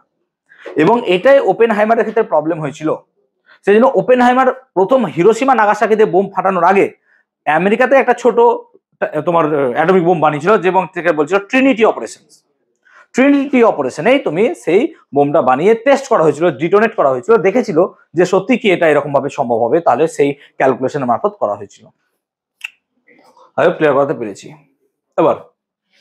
So nuclear fission, it is energetically favourable for the heavy nucleus to break into two. কারণ কি, এইটা তো মোর স্টেবল, এখানে তুমি হাতে দিতে পারবে না। আমি আগের দিন এটা নিয়ে খুব ডিটেল আলোচনা করেছিলাম, যে তুমি এই জায়গাটায় কোনো রকম এক্সপেক্ট করবে না আমি কিছু করব। তোমার রিয়াকশনের জায়গা কিন্তু এই জায়গাটা, রিয়াকশনের জায়গা কিন্তু এই জায়গাটা। এবং আমরা বলেছিলাম যে এইখানটাতে কিন্তু মোর ফিউশন রিয়াকশন হয়, আর এই জায়গায় কিন্তু ফিশন রিয়াকশন হয়। ফিউশন কেন হয়, বিকজ দে আর লাইট হয়ে কম্বাইন হয়ে ভারী হতে পারবে, কিন্তু এরা আবার কম্বাইন হয়ে ভারী হতে পারবে না, সেজন্য এটা ব্রেক করে স্টেবিলিটির দিকে আসে। সো এদিকের যে এলিমেন্ট আছে, কি হয়েছে, এত বকছিস কেন বাবা? এই দিকের এলিমেন্ট গুলো কি চাইছে, যে এই রিজিয়নের মধ্যে ঢুকতে। এই রিজিয়নটা হচ্ছে সব থেকে সেফ রিজিয়ন। তো এই দিককার এলিমেন্ট যখন এই রিজিয়নে ঢুকতে চাইবে, দ্যাট মিনস এরা ভাঙবে, ভেঙে তো লাইট হবে। আবার যখন এই দিককার এলিমেন্ট এখানে যাবে, তারা তো জুড়বে, জুড়ে গিয়ে এখানে ঢুকবে, নাহলে তো এরা যেতে পারছে না। সেই জন্য আমরা যখন বাইন্ডিং এনার্জি ভার্সেস তোমার অ্যাটমিক নাম্বারের গ্রাফ করেছিলাম, সরি মাস নাম্বারের গ্রাফ করেছিলাম, তখন বারবার বলেছিলাম কিন্তু এদিকে ফিউশন এদিকে ফিশন হয়, ফিউশন হয়। এটাই তার কারণ যে স্টেবিলিটির জন্য, আনলেস তা নয় যে মোর স্টেবিলিটির জন্য। The total binding energy of the daughter nuclei is greater than the binding energy of the parent nucleus. তার মানে কি, যে আমরা যেখানে প্যারেন্ট নিউক্লিয়াস দেখছিলাম, এই প্যারেন্ট নিউক্লিয়াসের থেকে এদের যে বাইন্ডিং এনার্জি হবে এটা বেশি। এবার বাইন্ডিং এনার্জি বেশি মানে কি, মোর স্টেবল। আমরা বারবার বলেছিলাম যে সে স্টেবিলিটির দিকে যাচ্ছে, স্টেবিলিটির দিকে যাচ্ছে বলে সে কি হচ্ছে, সে এখান থেকে ও ভাঙছে। যেমন করে হোক এর নিউক্লিয়াস চাইছে আমি স্টেবল হব, আর স্টেবল হতে চাইলো বলে এটা হলো। যদি নিউক্লিয়াস বলতো স্টেবল, আমরা এখানে বেশি আছি এখানে স্টেবল কম, তাহলে রিয়াকশন জীবনে হতোই না, নেচার এই রিয়াকশন অ্যালাউই করতো না। তো তার প্রত্যেকটা একটা রুলস আছে। সো বাইন্ডিং এনার্জি বেশি হচ্ছে মানে সে স্টেবিলিটি হচ্ছে, সেই জন্য স্টেবিলিটি হওয়ার জন্য আমরা সেক্ষেত্রে বলছি যে এই এলিমেন্টগুলোর binding energy after the reaction বা নিউক্লিয়ার ফিশন হওয়ার পর বেশি হবে, রাদার দ্যান দ্য প্রিভিয়াস, আগে যতটা ছিল ততটা কম হবে স্টেবিলিটির জন্য। পুরোটাই কিন্তু স্টেবিলিটিরই খেলা। কি হয়েছে? ওকে, নিউক্লিয়ার চেইন রিয়াকশন নিয়ে আমি একটু আগে বললাম। চেইন রিয়াকশনটা কি, যে যখন আমি একটা ইউরেনিয়ামকে টার্গেট ইউরেনিয়ামকে নিউক্লিয়াস দিয়ে নিউট্রন দিয়ে আঘাত করছি, তখন সেই নিউট্রনটা কি করছে, নিউক্লিয়াসকে আঘাত করার সময় সঙ্গে সঙ্গে সেকেন্ডারি নিউট্রন তৈরি করছে, দুটো তিনটে চারটে কিছু সেকেন্ডারি নিউট্রন তৈরি করছে। এই সেকেন্ডারি নিউট্রন গুলো কি করছে, ফার্দার আবার যাচ্ছে কাকে অ্যাটাক করতে, সেই ইউরেনিয়াম গুলোকে। এবং এইভাবে কি হচ্ছে, দুটো চারটে ছটা হতে হতে রিয়াকশনটা চেনের মতো চারিদিকে ছড়িয়ে পড়ছে এবং খুব কম সময়ের মধ্যে ছড়িয়ে পড়ছে, খুব কম সময়ের মধ্যে ছড়িয়ে পড়ছে। এটাকে আমরা বলছি চেন রিয়াকশন। চেন রিয়াকশন যদি একবার শুরু হয়ে যায়, যতক্ষণ না তোমার ইউরেনিয়াম শেষ হচ্ছে ততক্ষণ রিয়াকশন চলতেই থাকবে। যদি বলা বাহুল্য, যদি বলতে চাই তো 235 গ্রাম 235 গ্রাম অফ ইউরেনিয়াম কন্টেইন করে কতগুলো, প্রায় Avogadro number 6.022 × 10⁻23 number of particles. তাহলে বুঝতে পারছো অতগুলো পার্টিকেল ডিকে হতে থাকবে মাত্র 235 গ্রামের মধ্যেই। সো প্রচুর সময় ধরে, তো 2 কেজি 4 কেজি হলে কত রিয়াকশন চলতে থাকবে তুমি ভাবতেই পারছো। সো রিয়াকশন কন্টিনিউয়াসলি চলতেই থাকবে, এই রিয়াকশন শেষ হবে না যতক্ষণ না শেষ হচ্ছে। সেই জন্য রেডিয়েশন লেভেল যখন বোম পড়ে তার 10 বছরে যা ছিল আজকে অনেকটা কি হয়ে গেছে, কমে গেছে, আস্তে আস্তে কমবে, কমতে কমতে একটা টাইম পর কি হবে, একদম কমে যাবে প্রায়। কিন্তু আমরা বলতে পারবো না যে কমপ্লিটলি জিরো হবে, কমপ্লিটলি জিরো হওয়া খুব মুশকিল আছে। সেজন্য ওই ঘটনার পর আর কিন্তু কোনো জায়গায় পারমাণবিক বোমা ফেলাই হয়নি, কারণ এটার পরবর্তী ক্ষেত্রে দেখা গেছিল যে রেডিয়েশন চলতেই থাকবে, রেডিয়েশন আর হবে না। তবে বোধহয় চেরনোবিলে রিসেন্টলি দেখা গেছে যে আমার একটা ফাঙ্গাস পাওয়া গেছে যে ওই রেডিয়েশনের মধ্যেই তৈরি হচ্ছে এবং রেডিয়েশনকে সে অ্যাবজর্ব করছে। সো মেবি এটা হচ্ছে একটা খুব ভালো দিক হতে পারে সেই রকমের ফাঙ্গাস বা ছত্রাক যারা এই রেডিয়েশনকে অ্যাবজর্ব করতে পারে, যদিও মানুষ তার হতে দেবে না, তার আগে নিজের ঘরে লাগাবে। So this is all about, তাই না, ঘরে ঘরে লাগিয়ে দিবে সেই ফাঙ্গাস গুলো, লেবার রেডিয়েশন অ্যাবজর্ব কর। So this is all about the chain reaction, যে কি ছিল ফার্স্ট জেনারেশনের মধ্যে ছিল, সেকেন্ড জেনারেশন, থার্ড জেনারেশন দেখতে পাচ্ছ তুমি এরকম ভাবে চলতে থাকছে এবং একটা একটা করে রুম যাচ্ছে। দেখো কখনো কখনো 3টে নিউট্রন অ্যাটাক করতে পারে, কখনো 2টো নিউট্রন, একটা নিউট্রন বাদ থাকছে। এবার কোন নিউট্রন কাজ করবে সেটা ডিপেন্ড করছে যে সেই নিউট্রনের এনার্জি বা নিউট্রনের ভেলোসিটি কত। যদি ফাস্ট মুভিং নিউট্রন হয় ভাই কাজে লাগবে না, তার মানে দুটোর মধ্যে থেকে একটাই কাজে লাগলো, দুটো নাও লাগতে পারে, এরকমও হতে পারে। আবার 3টেই কোনো সময় রিয়াকশনে শুরু হয়ে গেল, হতেই পারে, দ্যাট ডাজন্ট ম্যাটার। তো হতেই পারে কোনো সময় 2টো 3টে, কোনো সময় হয়তো 2টো নিউট্রনই তৈরি হচ্ছে, তারাই বিক্রিয়া করে দিচ্ছে। সো এইভাবে স্পন্টেনিয়াসলি এটা বা চলতে থাকবে, এখানে আমরা কিছু করতে পারবো না। ওয়ান্স রিয়াকশন শুরু হয়ে গেছে বাস, তুমি আবার দূরে পালিয়ে যাও, তুমি ওখানে গিয়ে ঢুকে কিছু কন্ট্রোলই করতে পারবে না, বিকজ সেটা এয়ারে ছড়িয়ে পড়েছে। সেই জন্য হিরোশিমা বা নাগাসাকি বা জাপানের যে জায়গায় বোম ফেলা হয়েছিল সেখানে গিয়ে কিন্তু তুমি এখন গিয়ে যদি বলো ঠিক আছে চলো কন্ট্রোল করি, কন্ট্রোল করতে পারবে না, it can never be controllable, control করতে পারো না। ক্লিয়ার হয়েছে? সো রিয়াকশন চলতেই থাকবে সেক্ষেত্রে। ক্লিয়ার হয়েছে? Okay, energy release from each fission, প্রত্যেকটা ফিশন থেকে কি রকমের এনার্জি মোটামুটি রিলিজ করে তার একটা ডেটা। 0N192U35 দেখতে পাচ্ছ ফিশন হচ্ছে এবং সেখান থেকে 200 মিলিয়ন ইলেকট্রন ভোল্ট বা 200 মেগা ইলেকট্রন ভোল্ট তৈরি করছে। Kinetic energy of fission products, fission products মানে ডান দিকে যা যা ছিল, বেরিয়াম, ক্রিপ্টন, নিউট্রন বা যা যা ছিল, তাদের টোটাল কাইনেটিক এনার্জি কত হচ্ছে 165 মেগা ইলেকট্রন ভোল্ট। গামারে ওখান থেকে রেডিয়েশন বেরোচ্ছে 7 মেগা ইলেকট্রন ভোল্ট প্রায়। Kinetic energy of the neutrons, neutron কতগুলো 6 মেগা ইলেকট্রন ভোল্টের বেরোচ্ছে। আর কি হচ্ছে এনার্জি ফর্ম যা যা হচ্ছে টোটাল করলে পরে অ্যাপ্রক্সিমেটলি কত আছে 200 মেগা ইলেকট্রন ভোল্ট। সেটা আমি লিখেছিলাম যে একটা ফিশন হলে 200 মেগা ইলেকট্রন ভোল্ট, কিন্তু 1 সেকেন্ডে যদি 5000 রিয়াকশন হয় তাহলে 5000 ইন্টু 200 মেগা ইলেকট্রন ভোল্ট। 1 সেকেন্ডে যদি 5 কোটি হয়, কারণ 10⁻23 এর কথা ভাবো তুমি, 1 এর পেছনে 23 খানা শূন্য, আর 5 কোটি বলা মানে 5 এর পেছনে 7টা শূন্য। There is a much more difference. So সেই কারণে যে আমরা দেখছি এখানে যে খুব কম সময়ের মধ্যে সেই বোমটা পড়বে এবং সেই বোম পড়লে পরে সেখানে প্রচুর এনার্জি তৈরি হবে খুব কম সময়ের মধ্যে। বাট এটাকে কন্ট্রোল করতে পারবো আমরা যদি আমরা সেটাকে নিউক্লিয়ার রিঅ্যাক্টরের মধ্যে নিয়ে আসি। ক্লিয়ার হয়েছে? আই হোপ বুঝতে পারলাম। সো এই জন্য আমরা বলছিলাম কন্ট্রোল করতে পারি। সো নিউক্লিয়ার চেইন রিয়াকশনকে বা নিউক্লিয়ার ফিশন রিয়াকশনকে আমরা দুভাগে ভাবতে পারি, একটা হচ্ছে আনকন্ট্রোলড আর একটা হচ্ছে কন্ট্রোলড। আনকন্ট্রোল যেটা তুমি জাপানে দেখে নিয়েছো, যেটা কোনোদিনই কন্ট্রোল করতে পারবে না, তুমি কোনোদিনই মানে ওখানে গিয়ে স্টেবিলিটি আর আনতে পারবে না, একবার শুরু হয়ে গেছে বিক্রিয়া চলতেই থাকবে এবং আস্তে আস্তে কমবে, নয় যে বাড়বে, কমবে। কিন্তু কন্ট্রোল করতে গেলে কি করতে হবে, যে আমরা এখানে কি করব, যে বিক্রিয়াটার মধ্যে যে এক্সেস নিউট্রন, যে নিউট্রন গুলো রিয়াকশনকে বাড়াচ্ছে, সেই নিউট্রন গুলোকে আমি কমাবো। সেই নিউট্রন গুলোকে যদি আমি কমিয়ে দিতে পারি তাহলে পরে কি হবে, রিয়াকশন স্পিড স্লো হয়ে যাবে। তুমি ভাবো আগের চেন রিয়াকশনে দেখো দুটো রিয়াকশন বিক্রিয়া অংশগ্রহণ করছে, ঠিক আছে আমি দুটো দেবো না, এই পুরো পার্টটাকে বাদ দিয়ে দিব, শুধু একটা দিয়ে করছি, তাহলে রিয়াকশন অনেকটা দেখো এক্ষেত্রে স্লো ডাউন হয়ে যাবে।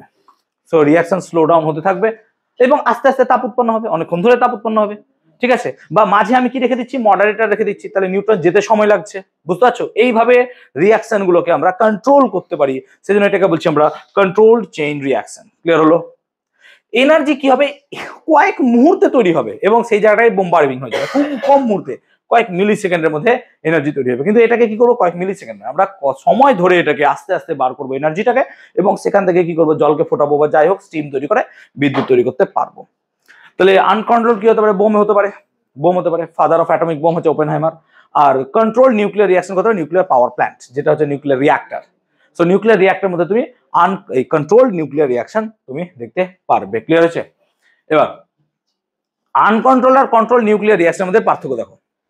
কন্ট্রোল নিউক্লিয়ার রিয়াকশনের মধ্যে কোনো রকমের এক্সেস এলিমেন্ট আমি দেইনি, ও কি করেছে, বিক্রিয়া হয়েছে, হু করে বিক্রিয়া হতে শুরু করে দিয়েছে। দিস ইজ দ্য ডিফারেন্স, যে একটা প্যারেন্ট থেকে তৈরি হচ্ছে তিনটে, এই তিনটে আবার প্রত্যেকটা ইউরেনিয়ামকে গিয়ে অ্যাটাক করছে, তাদের থেকে আবার তৈরি হচ্ছে, এইভাবে রিয়াকশন হু করে ছড়িয়ে পড়ছে। কিন্তু যখনই আমি কন্ট্রোলে যাব, আমরা এক্সেস একটা করে রড দিয়ে দিব, এখানে একটা করে রড, ক্যাডমিয়াম রড দিয়ে দিব, ক্যাডমিয়াম রড। ক্যাডমিয়াম রড কি করবে, এক্সেস নিউক্লিয়াস গুলোকে কি করবে, শোষণ করে নেবে, অ্যাবজর্ব করে নেবে। সো নিউক্লিয়াস নিউট্রন যদি শোষণ করে নেয় তাহলে রিয়াকশন বন্ধ হবে। কিন্তু বন্ধ হবে না কেন, একটা এলিমেন্ট তো একটা টাইমে হবে না, একটা টাইমে কয়েক কোটি এলিমেন্ট এখানে পার্টিসিপেট করবে, বুঝতে পারছো তো ব্যাপারটা। কিন্তু আমি যদি এই ক্যাডমিয়াম রড গুলো দিই, ও কয়েক কোটির মধ্যে থেকে 2-4-5 কোটি নিউট্রনকে শোষণ করে নেবে পট করে, তো রিয়াকশন কমে গেল অটোমেটিক্যালি, রিয়াকশন অটোমেটিক্যালি কমে গেল। সো এখানে কি হবে, আস্তে আস্তে হিট লিবারেট করবে, বাট এই জায়গাটা কি হবে, আনকন্ট্রোলেবল ওয়েতে হিট রিলিজ করবে অ্যাট এ টাইম, এই মুহূর্তে, কারণ এর মধ্যে তো কোনো কিছুই নাই দেওয়া। সো হুড় করে রিলিজ করবে, আর এক্ষেত্রে কি হবে, আমাদের প্রচুর পরিমাণে এনার্জি তৈরি হবে এবং তার জন্য মানুষকে মেরে ফেলতে পারবো আমরা। ক্লিয়ার হয়েছে? হ্যাঁ, না না, এবার ডিফিকাল্টিজ ইন চেইন রিয়াকশন, এবার বুঝতে পারছো তো কেন তুমি পেয়েছো সেই নাম্বারটা? উই অল নো নাও, ঠিক আছে। ওকে, ডিফিকাল্টিজ যেটা বলছিলাম ইন চেইন রিয়াকশন, যে আমরা চেইন রিয়াকশন করতে গেলে ডিফিকাল্টি কি আছে, যে poor concentration of fuel 92U235, এটা হচ্ছে মেন সমস্যা। কারণ 235 প্রকৃতিতে পাওয়া যায় না, প্রথম দিনই বলেছিলাম যে 0.7% মাত্র পাওয়া যায়, বা দেখো 238 পাওয়া যাচ্ছে 99.3%। মানে যেটা রিয়াকশনে অংশগ্রহণই করে না, সেটা প্রকৃতিতে সব থেকে বেশি পরিমাণে আছে। তারপরে প্রকৃতিও জেনে শুনেই জিনিসটা দিয়েছে যে ঠিক আছে বাবা, এটাকে বেশি রাখ, এটা স্টেবল, কারণ মোর স্টেবল, এটা স্টেবল কম, সেজন্য এর পরিমাণও কম। তা আমরা কি করছি, যখন পিচ ব্লেন্ড বা যাই বার করছি, যেখান থেকে ইউরেনিয়ামকে বার করছি, সেখান থেকে তো এও বেরোচ্ছে, আমাকে কি করতে হচ্ছে, প্রসেসিং এর পরে এখান থেকে আমাকে এখানে আনতে হচ্ছে সাম প্রসেসিং এর মধ্যে। সেই জন্য যখন তুমি ইউরেনিয়াম পড়বে, ইউরেনিয়ামটাকে বলবে enriched uranium, 50% enriched uranium, 40% enriched uranium. Recently যখন আমেরিকা আর ইরানের মধ্যে ঝগড়া লাগে, যুদ্ধ লাগে, তোমরা হয়তো পড়েছো কিনা আমি জানি না, দেখেছো তো, ইরানের কাছে এরকম নিউক্লিয়ার কোনো কিছুই নেই, কিন্তু ইরান নাকি গুপ্তভাবে বা এরকম ভাবে, আমি জানি না, যতটা শোনা গল্প বলছি, গুপ্তভাবে এরকম একটা কিছু জায়গায় ইউরেনিয়াম এনরিচড বানাচ্ছিল এবং স্যাটেলাইটে সেগুলো ধরা পড়েছে। তো আমেরিকা কি করেছে, সেই জায়গায় গিয়ে উপর থেকে B2 বোম্বার, যেটা আছে সব থেকে আধুনিক যেখানে বোম, সেখানে গিয়ে ও কি করেছে, টানেলকে ভেদ করে ভেতরে, মাটির ভেতরে গিয়ে সবকে পুঁতে দিয়ে দিয়েছে, দিয়ে বলেছে যে ঠিক আছে চলো আমি সবকে শেষ করে দিয়েছি। এবার Donald Trump is kind of ওরকমই একজন, যে ভাও খেতে চাই প্রকৃতিতে, মার্কেটে। ক্লিয়ার হয়েছে? ও এরকম একটা লোক, যে ঠিক আছে ও মানে কাইন্ড অফ ওই আমাদের বলা যায় না যে ইউটিউবে দেখবো মোহাম্মদ বিন তুগলক কাইন্ডস অফ ওরকম টাইপের, ঠিক আছে, কাইন্ড অফ, যে ও কখন কি করে বলা যায় না, কখন কি করে। মনে হলো ভারতের উপর যে ঠিক আছে আজকে 50% দিয়েছি, চলো 50%, কোনদিন মনে হবে চলো 100 দিয়ে দিই, ভালো লাগছে না তো 100 দিয়ে দিলে 100% যাও, ট্যারিফ যাও, ভোগো তোমরা যাও। আর আমাদের দেশের লোকই বলেছিল যে ট্রাম্প এলে খুব ভালো হবে, ভালো তো হলো না, চায়নার সাথে ট্রাম্পের সম্পর্ক খুব ভালো হয়ে গেছে। যাই হোক, তো ইন্টারন্যাশনাল পলিটিক্স। তো যাক, আমি বলছিলাম ইউরেনিয়াম দিয়ে ট্রাম্প তো এলো বিশাল হম্বিতম্বি যে হ্যাঁ আমি ভেঙে দিয়েছি ইউরেনিয়াম, কিছু নাই, ইরান সব শেষ। দুদিন পর স্যাটেলাইট ইমেজ রিলিজ করছে যে ইরানের যেখানে ফেসিলিটি ছিল সেখান থেকে ট্রাক, কয়েকশো ট্রাক দেখা গেছে যে লাইন ধরে ধরে বেরোচ্ছে। এবার সিম্পল একটা কমন সেন্স যে ওই জায়গা থেকে কয়েকশো ট্রাক বেরোচ্ছে, দ্যাট মিনস যে সেখান থেকে সে কি করছে, নিউক্লিয়ার ফুয়েলটাকে বের করেছে। এবং তারপরে ইরানের বক্তব্য আছে যে আমাদের কোনো রকম ক্ষতি হয়নি, আমরা 50% নিউক্লিয়ার বা ইউরেনিয়াম এনরিচড, এই যে কথাটা বললাম 50%, সেই জন্য আমি কথাটা বললাম 50% মানে কি, যে এর মধ্যে ইউরেনিয়ামের কনসেন্ট্রেশন আছে 50%, ও এখনো পর্যন্ত 100% যায়নি, 100% যেতে পারবে না, 95% হলে পরে রিয়াকশন শুরু যাবে, 90% রিয়াকশন শুরু করতে পারবো আমরা। কিন্তু যদি এই কনসেন্ট্রেশন কম হয় না, রিয়াকশন হবে না, এই কনসেন্ট্রেশন তোমাকে বাড়াতে হবে, যে এই পার্সেন্টেজটা সেজন্য আমরা বলি ওটাকে 50% 60% এনরিচড, ঠিক আছে।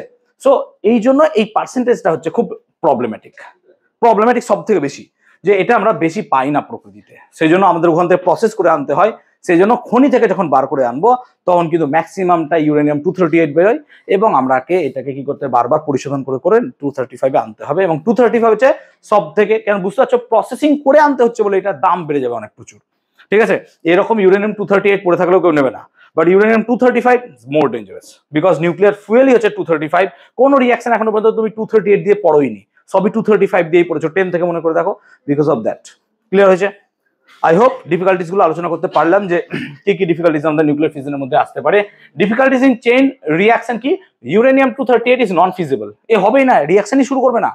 সো 238 তুমি যদি কোটি কোটি টনও পেয়ে যাও, তোমাকে ফেলে দিতে হবে পাথরের মতো করে, ওর কোনো কাজেই লাগবে না, যদি না তাকে প্রসেস করে তোমার সেই মানে থাকে যে তুমি 238 থেকে 235 বার করতে পারবে, বানাতে পারবে, then it can be possible, otherwise নয়, ঠিক আছে। This radioactive element is not feasible by thermal neutrons, thermal neutron দিয়ে এটা কোনোদিনই নিউক্লিয় বিভাজন বিক্রিয়া করা যাবে না। 92U238 can only be ফিজনড। এবার হচ্ছে কি 238 কে আমরা ফিজন করতে পারবো কখন, যদি আমরা হাই এনার্জি নিউট্রন দিই, 1 মেগা ইলেকট্রন ভোল্ট। আমি কত মেগা ইলেকট্রন ভোল্ট এনার্জির কথা বলছিলাম, 10⁻⁻2 ইলেকট্রন ভোল্ট, আর এখানে বলছে 1,00,000 electron volt. Can you imagine the difference between this? তাহলে এই নিউট্রন তৈরি করার জন্য যে ইকুইপমেন্ট লাগবে, তো ইকুইপমেন্টই আমি পাবো না। সো বেসিক্যালি এরকম পারবোই না করতে, আমরা হয় না। সো 1 মিলিয়ন ইলেকট্রন ভোল্ট আর কোথায় ভাই 10⁻⁻2 electron volt, there is much more differences. So এই প্রতিবন্ধকতাগুলো আছে, যে 92U230 nuclear in collision with a fast moving neutron releases 3 slow neutrons along with the daughter nuclei. এবার দেখো ফাস্ট হবে তবেই তো ফাস্ট। এবার যখন ইউরেনিয়াম 238 কে আমি কোলাইড করাচ্ছি, তখন যে নিউট্রন গুলো বেরোবে সেই নিউট্রন গুলোকেও তো ফাস্ট হতে হবে, কারণ সেও তো আবার 238 কে গিয়ে অ্যাটাক করবে। কিন্তু এরা হয়ে যাচ্ছে কি স্লো হয়ে যাওয়ার জন্য আবার বিক্রিয়া বন্ধ হয়ে যাচ্ছে। সো কন্টিনিউয়াসলি এরকম প্রবলেমের জন্য আমরা 238 কে কোনোদিনই অ্যাজ এ ফুয়েল হিসেবে নিউক্লিয়ার এলিমেন্টে দেখতে পারবো না। আই হোপ ক্লিয়ার করাতে পেরেছি। ক্লিয়ার হয়েছে? Clear? So the fuel 92U235, এবার 235 আসছি, এরা হচ্ছে the best, is feasible only by the slow neutrons, যার এনার্জি কত 1 ইলেকট্রন ভোল্ট বা তার কম, 10⁻⁻2 এর কাছাকাছি, অর বাই থার্মাল নিউট্রনস 0.025 মানে 10⁻⁻2 1/100। সো প্রায় দেখো এত কাছাকাছি ইলেকট্রন ভোল্ট, যেগুলো একদম খুব কম, মানে তাপের সাহায্যে নিউট্রনকে উত্তপ্ত করলে পরে সেই নিউট্রন গিয়ে ধাক্কা মেরে ওকে শুরু করে দিতে পারবে, কারণ সে স্টেবিলিটি গেইন করতে চাইছে। সেই কারণে আমরা খুব কম এনার্জি দিয়েও এখানে কিন্তু ফিউশনটাকে শুরু করতে পারবো। ক্লিয়ার হচ্ছে? এবং সেখান থেকে যে নিউট্রন গুলো বেরোবে সেগুলো কিন্তু স্লো হবে, এবং সেই স্লো নিউট্রন গুলো আবার কি করবে, পরস্পর করবে, ঠিক আছে। বা এখান থেকে যদি ফাস্ট নিউট্রন বেরিয়েও আসে, ফাস্ট নিউট্রন বেরোলে পরে আমরা কি করবো, সেখান থেকে কন্ট্রোল করতে পারবো মডারেটর বা যা দিয়ে, যাই হোক যার হয়ে আমরা রিয়াকশনটাকে কন্ট্রোল করতে পারবো। সেই জন্য 235 is best, but 238 is not lot, so আমরা ইউজ করতে পারবো না। ক্লিয়ার হয়েছে কনসেপ্টটা? বলতে পারলাম। So difficulties in chain reaction I hope বলতে পারলাম। ক্লিয়ার হয়েছে? ওকে, এবার আসি ক্রিটিক্যাল মাস। এবার আমার কাছে 0.1 গ্রাম অফ ইউরেনিয়াম আছে, দিয়ে আমি লাফালাফি করছি, আমার কাছে প্রচুর আছে, চলো। কিন্তু এই 0.1 গ্রাম ইউরেনিয়াম দিয়ে তুমি রিয়াকশন শুরুই করতে পারবে না, কারণ কোনো নিউক্লিয়ার রিয়াকশন শুরু করতে গেলে তার একটা মিনিমাম মাস দরকার। সেই মিনিমাম মাসটাকে আমরা বলছি critical mass. So critical mass is the smallest amount of feasible material needed for a sustained nuclear reaction. তো একটা সাস্টেইন নিউক্লিয়ার রিয়াকশন করার জন্য আমার মিনিমাম যতটুকু মাস দরকার, সেই মাসটুকুকে বলছি আমরা ক্রিটিক্যাল মাস। এবার ক্রিটিক্যাল মাস কিসের উপর ডিপেন্ড করে, কতগুলো ফ্যাক্টরের উপর ডিপেন্ড করে। ফ্যাক্টর নাম্বার হচ্ছে নিউক্লিয়ার প্রপার্টিজ, যে সেই নিউক্লিয়ার প্রপার্টিটা কেমন, তার থিকনেস কেমন আছে, নিউক্লিয়ার ওয়াল কেমন আছে, তার নিউক্লিয়াসের এনার্জি কত, বাইন্ডিং এনার্জি কত, এগুলোর উপর ডিপেন্ড করবে। Amount of atoms per unit volume. Per unit ভলিউমে অ্যাটম কতটা বেশি আছে বা কতটা কম আছে তার উপর ডিপেন্ড করবে। ডেনসিটি অফ, অবভিয়াসলি ডেনসিটির উপর ডিপেন্ড করবে, যেটা এখনই বলছিলাম আমি, ঠিক আছে। শেপ অ্যান্ড পিউরিটিস, আর কি হচ্ছে টেম্পারেচার অ্যান্ড সারাউন্ডিংস, এইগুলোর উপর ডিপেন্ড করে। বাট মেন ফ্যাক্টর কিন্তু এই তিনটের উপর সব থেকে বেশি ডিপেন্ড করছে। ক্লিয়ার হচ্ছে?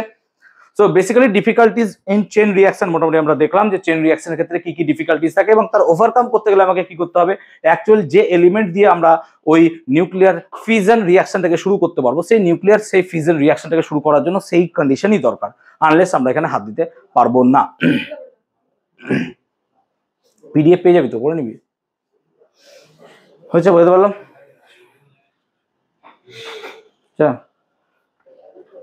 ওকে, এবার আমরা করব কি, controlling rate, controlling the rate of fission. ফিশনের কন্ট্রোলিং রেটটা কি দেখ, তো বলছে কন্ট্রোলিং রেটটাকে আমরা কে দিয়ে ডিনোট করব, এখানে কি যে number of the fission in present generation, বর্তমানে, আর বলছে number of fission in previous generation, মানে আগে ধর ভেঙেছে আর এখন ভাঙছে, এটার রেশিওটাকে আমরা কে দিয়ে বলছি, এখন ভাঙছে বাই আগে ভাঙছে। আচ্ছা, এখন ভাঙছে যদি বেশি হয় আর আগে যেটা ভাঙছে এটা কম, তাহলে কে এর মান কি একের বেশি হবে।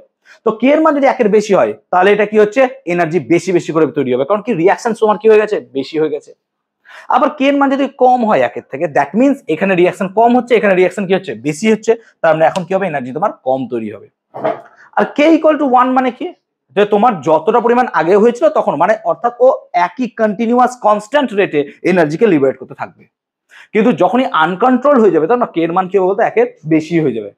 আর কন্ট্রোলের ক্ষেত্রে কি হবে, কে এর মান 1 এর কম হবে। এটা ন্যাচারাল আমাদেরকে করতে হবে, কারণ রেট যত কম হবে তত বেটার হবে, কারণ আমরা সেক্ষেত্রে এনার্জিকে সেই মতো লিবারেট করতে পারবো। কিন্তু কে এর মান একের বেশি হয়ে যাবে কোথায়, হিরোশিমা নাগাসাকির কথা ভাবতে পারো, সেখানে কে এর মান একের বেশি হয়েছিল। আর কে ইকুয়াল টু 1 পাওয়া ইজ লিটারালি টু মাচ, হয় না ন্যাচারালি, কারণ কি রিয়াকশন বাড়তেই থাকে চেনের মতো, সেজন্য কে ইকুয়াল টু 1 পাওয়া খুব দুষ্কর ব্যাপার হয়ে যায়। ঠিক আছে, এটা নিউক্লিয়ার পাওয়ার প্ল্যান্ট, 3 রকমের আমার পাওয়ার প্ল্যান্ট দেখি, একটা হচ্ছে হাইড্রো, একটা হচ্ছে সোলার, একটা হচ্ছে নিউক্লিয়ার, আর একটা হচ্ছে কি তোমাদের থাকে thermal, thermal power plant. Hydro কিসে চলে, জলের মধ্যে যে পরিমাণ এনার্জি সঞ্চিত থাকে, that is called potential energy, তুমি ভাবতে পারো, সেই পোটেনশিয়াল এনার্জিটাকে রিলিজ করা হয় এবং টারবাইনের উপর দিয়ে চালনা করা হয় এবং সেখান থেকে টারবাইন ঘোরে এবং আমরা সেখান থেকে ইলেকট্রিক্যাল এনার্জি পেয়ে যাই। আমরা যদি সোলার পাওয়ার প্ল্যান্ট দেখি, সোলার পাওয়ার প্ল্যান্টে কি করে বা সোলার প্ল্যান্টে কি করা হয়, একটা আমাদের এরকম কি থাকে, সোলার প্যানেল থাকে, সোলার প্যানেলের মধ্যে সেরকম সিলিকন, জার্মেনিয়াম বা এরকম টাইপের ম্যাটেরিয়াল দিয়ে তৈরি করা প্যানেল থাকে, সেখানে কি করে হিট পড়ে এবং সেখান থেকে ইলেকট্রন লিবারেট করে এবং সেগুলো কি হয়, কোনো একটা ব্যাটারিতে গিয়ে জমা হয়, আস্তে আস্তে আমরা সেখান থেকে এনার্জি পেতে পারি। থার্মাল পাওয়ার প্ল্যান্ট কি করে না, তো জলকে গরম করা হয়, সেই জলকে গরম করা হয় এবং সেই স্টিমকে নিয়ে টারবাইনকে ফোটানো হয়, এইটাই নিউক্লিয়ার পাওয়ার প্ল্যান্টে করা হয়। নিউক্লিয়ার পাওয়ার প্ল্যান্টে করা হয়টা কি, নিউক্লিয়ার পাওয়ার প্ল্যান্টে কি করা হয়, ইউরেনিয়ামকে এখানে পোড়ানো হয়, পোড়ানো মানে বিভাজন করা হয় ইন কন্ট্রোলড ওয়েতে অবভিয়াসলি।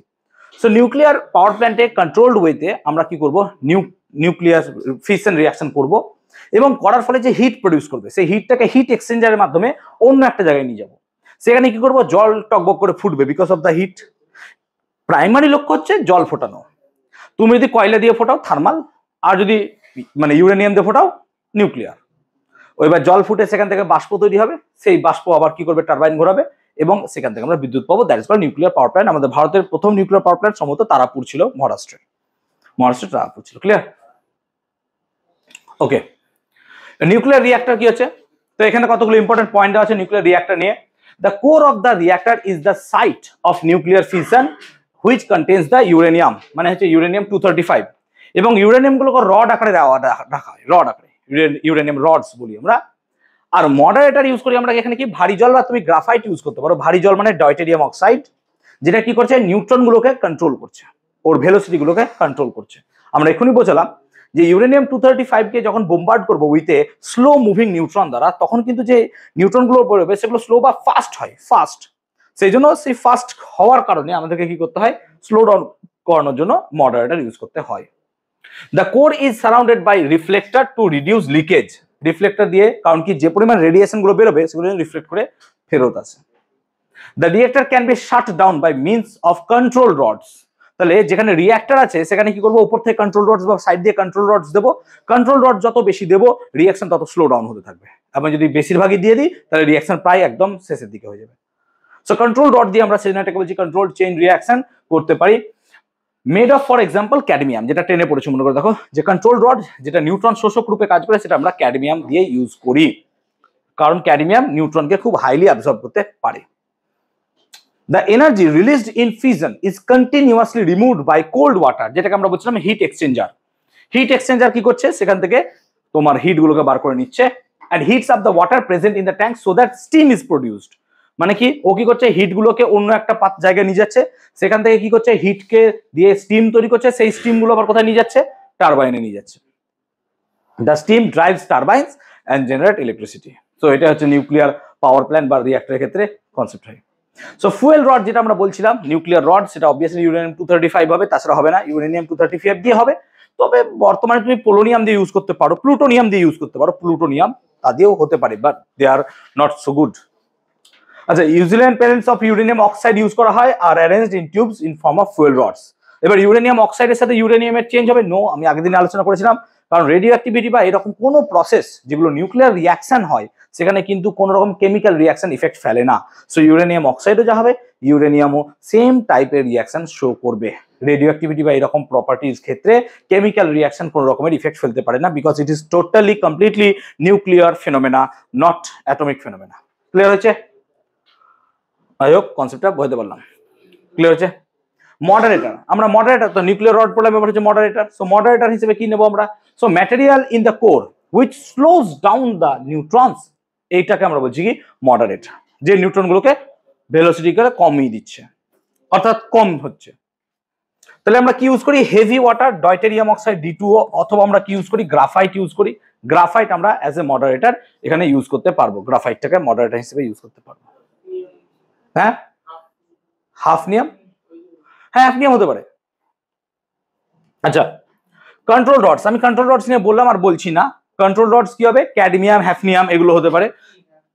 হ্যাফনিয়াম মৌল, HF, হ্যাফনিয়াম, বোরন, ক্যাডমিয়াম এগুলো এলিমেন্ট, HF একটা মৌল না, রেডিওঅ্যাক্টিভ। HF বোধহয় সম্ভবত রেডিওঅ্যাক্টিভ নয়, ঠিক আছে। যাও, ক্যাডমিয়াম নিজেও রেডিওঅ্যাক্টিভ নয় সম্ভবত। তো এরা কি করছে? নিউট্রন গুলোকে অ্যাবজর্ব করছে, তার ফলে কি করছে? বিক্রিয়া হচ্ছে না, কন্ট্রোল রডস বলা হয়। কন্ট্রোল রডস যত বাড়াবে কে এর ভ্যালু তত কি হবে? কমবে। কন্ট্রোল রড যত কমবে কে এর মান তত বাড়বে, ভাই সিম্পল কথা। কে যেটা আমরা রেট অফ বলেছিলাম, কনসেপ্ট বুঝতে পারলাম। ওকে, কুল্যান্ট, কুল্যান্ট মানে কি? যে ঠান্ডা করবে, মানে কি তাপকে এক জায়গা থেকে অন্য জায়গায় নিয়ে যাবে।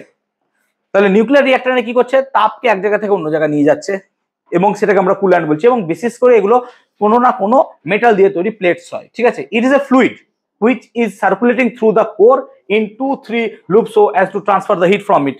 So লিকুইডের মাধ্যমে, অনেক সময় মেটাল রডের মাধ্যমে, যে কোনো কারণে হয়। যেমন দেখবি অনেক সময় আমাদের ফোনের মধ্যে লিকুইড কুলিং বলে, লিকুইড কুলিং মানে তার মধ্যে লিকুইড দেওয়া থাকে যে কুল করে। অনেক সময় কম্পিউটারে থাকে দেখবি যে পাইপের মধ্যে দিয়ে কোরের উপর দিয়ে জল যাচ্ছে যাতে করে হিট গুলোকে অ্যাবজর্ব করে বাইরে নিয়ে যেতে পারে। সো এরকম টাইপের কুল্যান্ট ইউজ করা হয় যাতে করে নিউক্লিয়ারের হিট গুলোকে আমরা অন্য একটা চেম্বারে ইন্ট্রোডিউস করতে পারি, যার ফলে স্টিম তৈরি হবে। Coolant should have high specific heat capacity, obviously. যেটাই নেব আমরা তার স্পেসিফিক হিট ক্যাপাসিটি কিন্তু অনেক বেশি হতে পারে, ঠিক আছে, নাহলে হবে না। যেমন ওয়াটারের হিট ক্যাপাসিটি অনেক বেশি হয়, সেজন্য ওয়াটার ম্যাক্সিমাম ক্ষেত্রে ইউজ করে, নর্মাল ওয়াটারের কথা বলছি আমরা, ঠিক আছে।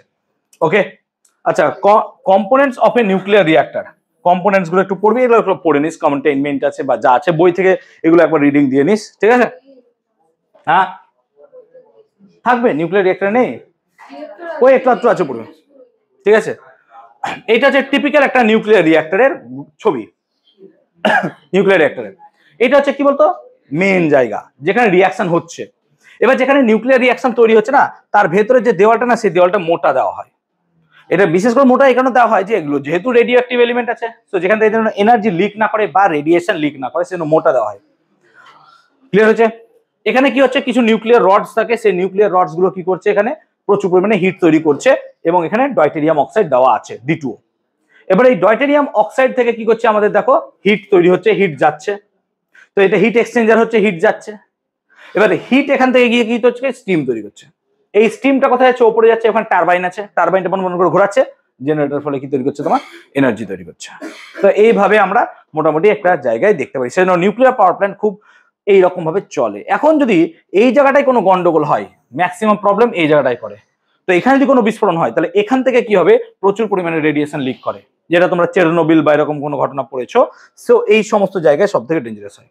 সেই জন্য এগুলোকে কি করে? মাটির তলে অনেক সময় রাখা হয়, কারণ মাটির তলে কি হবে? যেহেতু মাটি, সে রেডিয়েশন গুলোকে অ্যাবজর্ব করে নিতে পারবে, ঠিক আছে। ক্লিয়ার হচ্ছে কনসেপ্টটা? এইভাবে আমাদের নিউক্লিয়ার পাওয়ার প্ল্যান্টের নিউক্লিয়ার কোর রিয়াকশন বা নিউক্লিয়ার রিয়াক্টর তৈরি হয়। ঠিক আছে, একটা কোশ্চেন আছে, দেখে নাও কোশ্চেনটা একবার প্লিজ পড়ো।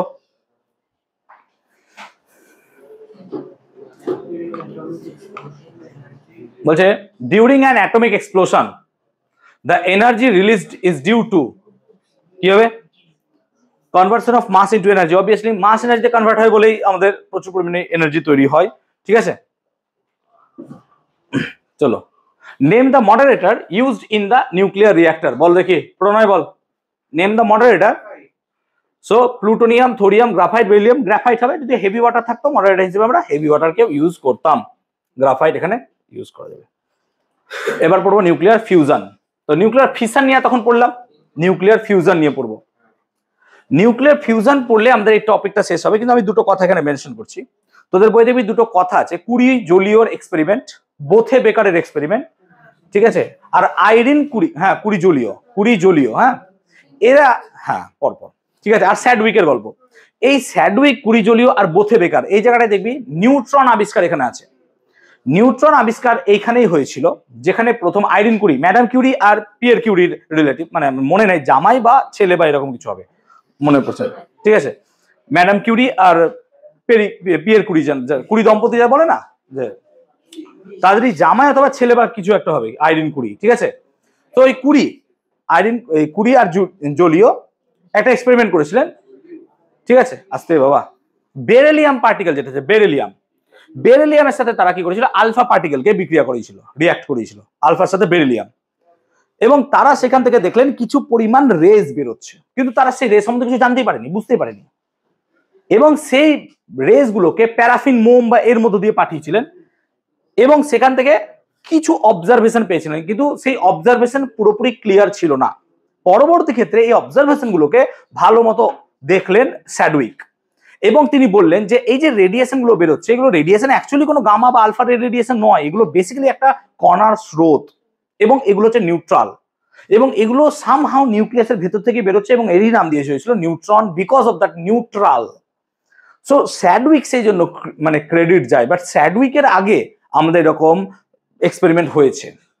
সো এই নিউট্রনের আবিষ্কারটা একটু পড়ে রাখিস ওখান থেকে, ওই বিক্রিয়াটা অনেক সময় পরীক্ষা লিখতে দেয়, যে নিউট্রন আবিষ্কারের বিক্রিয়াটা লেখো। দেখো বেরিলিয়ামের সাথে সম্ভবত আলফা পার্টিকেলের যে রিয়াকশন, সেই রিয়াকশনটা থেকে নিউট্রন তৈরি হচ্ছে, পেয়েছো নিশ্চয়, সমিত পেয়েছিস?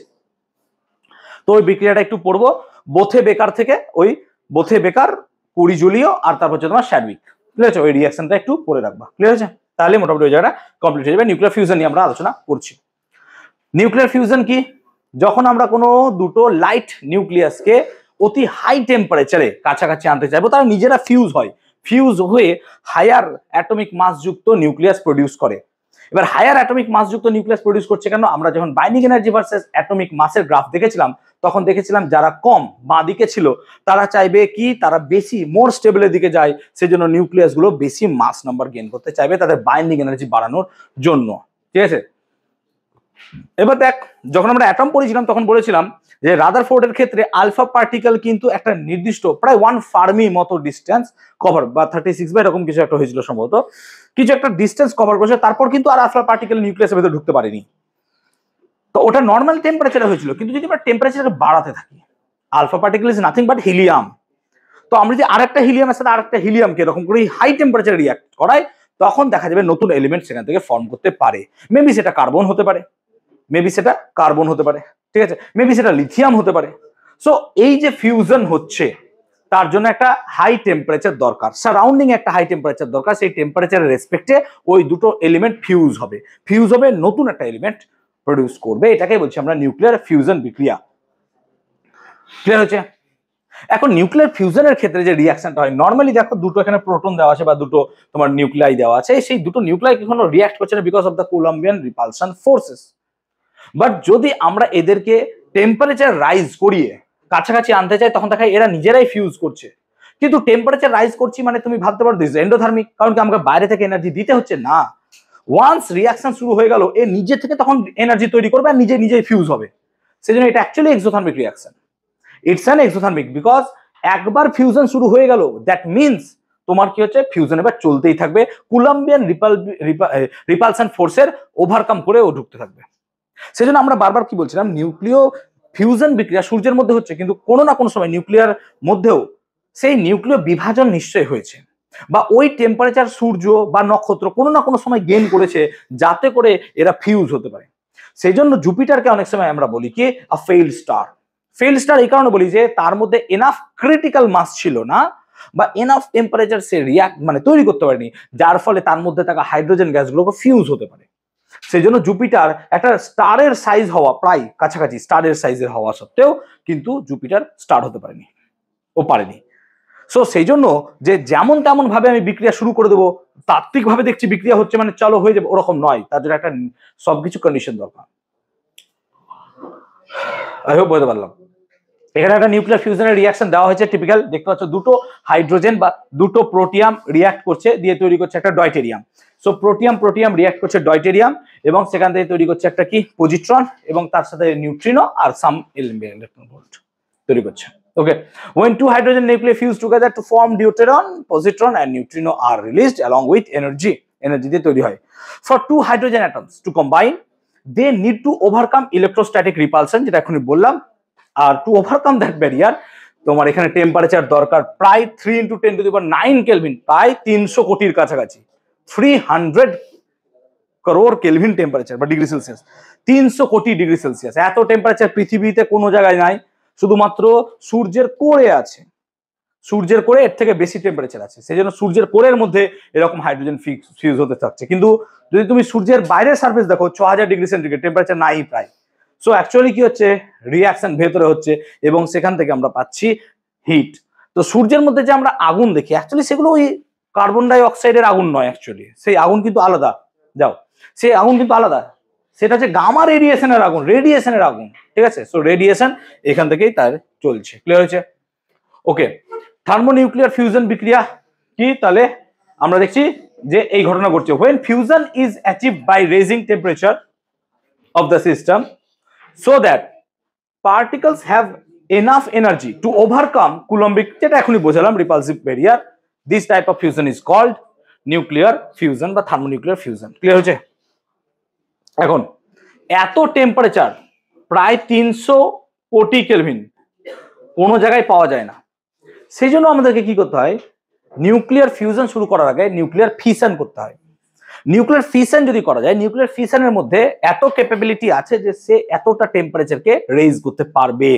সেই জন্য কোনো এক জায়গায় নিউক্লিয় সংযোজন করানোর পূর্বে সেখানে আমাকে নিউক্লিয় বিভাজন করতে হয়। বিভাজন করিয়ে টেম্পারেচার রাইজ করাবো, টেম্পারেচার এতটা তৈরি হয়ে গেল, তারপর কি হচ্ছে, নিউক্লিয় বিভাজন সংযোজন বিক্রিয়া শুরু হয়ে যাবে। ক্লিয়ার হয়েছে? আদারওয়াইজ হবে না। সেই জন্য আমাদের এই প্রশ্ন পরীক্ষায় দেয় অনেক সময় যে নিউক্লিয় বিভাজন বা নিউক্লিয় সংযোজনের পূর্বে নিউক্লিয় বিভাজন কেন করতে হয়। সেই জন্য আমরা স্টারের ক্ষেত্রে তাই বললাম যে কোনো না কোনো সময় স্টারের মধ্যেও নিউক্লিয় বিভাজন হয়েছে, নাহলে এত টেম্পারেচার এত এনার্জি সে কোনো জায়গা থেকে গেইন করতে পারবে না। ক্লিয়ার হয়েছে? যেমন সূর্যের ক্ষেত্রে আমরা ভাবতে পারি সূর্যের সারফেসের টেম্পারেচার কম, কিন্তু সূর্যের সারফেস থেকে যদি আমরা যত ভেতর ঢুকবো তার টেম্পারেচার তত বাড়তে থাকবে, বিকজ সেখানে নিউক্লিয়ার অ্যাকচুয়ালি কি হচ্ছে, ফিউশন বিক্রিয়া হতে থাকছে। সেখানে অ্যাকচুয়ালি ফিউশন বিক্রিয়া হতে থাকছে। So temperature of the interior sun is কত, প্রায় বলছে 1.5 কোটি, 1.5 কোটি কেলভিন টেম্পারেচার সেখানে দেখা যাচ্ছে। ঠিক আছে, this is considerably less than estimated. যতটা পরিমাণ টেম্পারেচার থাকা দরকার তার থেকে দেখো এটা কম, কারণ কি একটু আগে দেখলাম প্রায় 300 কোটি কেলভিন দরকার, কিন্তু এখানে প্রায় 1.5 × 10⁷ কেলভিন হচ্ছে। ঠিক আছে, তাহলে কি বলছে, fusion in sun only can be possible with protons whose energies are much above the average. তার মানে প্রোটন দিয়ে আমরা সানের মধ্যে ফিউশন করাতে পারবো, হাইড্রোজেন দিয়ে সেখানে পারবো না। ওয়ান্স দিস ইজ অ্যাচিভড, তার টেম্পারেচার আস্তে আস্তে কি করবে, ইনক্রিজ করতে থাকবে। টেম্পারেচার ইনক্রিজ করতে করতে ম্যাক্সিমাম জায়গায় পৌঁছে যাবে, এবং সেখানে কি হবে, রিঅ্যাকশন শুরু হবে। আনলেস রিঅ্যাকশন শুরু হতে পারবে না। অ্যাকর্ডিং টু ম্যাক্সওয়েল, আসতে বাবা, অ্যাকর্ডিং টু ম্যাক্সওয়েলস, আসতে রে ভাই কি বকছিস তোরা, তাহলে অ্যাকর্ডিং টু ম্যাক্সওয়েল বোলজম্যান বা ম্যাক্সওয়েল ডিস্ট্রিবিউশন ফাংশন, তোরা ম্যাক্সওয়েল ফাংশনে পড়েছিস যে ভেলোসিটি অফ পার্টিকেল আমরা এখানে বার করতে পারি √3RT/m বা √2RT/m দ্বারা। Maximum probable velocity, speed distribution, there are few nuclei which have very high speeds. এবার হাই স্পিড হলে তাদের কাইনেটিক এনার্জি কি হবে, অনেক বেশি হবে। তখন তারা কি করবে, সেই কুলম্বিয়ান রিপালসিভ ফোর্সটাকে ওভারকাম করতে পারবে, এবং সেক্ষেত্রে তারা ফিউজ হতে পারবে, আনলেস পারবে না। সেই জন্য নিউক্লিয়ার ফিউশন যে সব জায়গায় অ্যাপ্লিকেবল হবেই তার কোনো মানে নাই। যদি সেই জায়গাটায় এনাফ টেম্পারেচার পাওয়া যায় এবং তার এনাফ মাস থাকে, তাহলে পরে সেই জায়গাটায় নিউক্লিয়ার ফিউশন হবে, আনলেস সেখানে কিন্তু কোনো রকমের নিউক্লিয়ার ফিউশন বিক্রিয়া হবে না, কোনো রকমের নিউক্লিয়ার ফিউশন বিক্রিয়া হবে না। ক্লিয়ার হচ্ছে?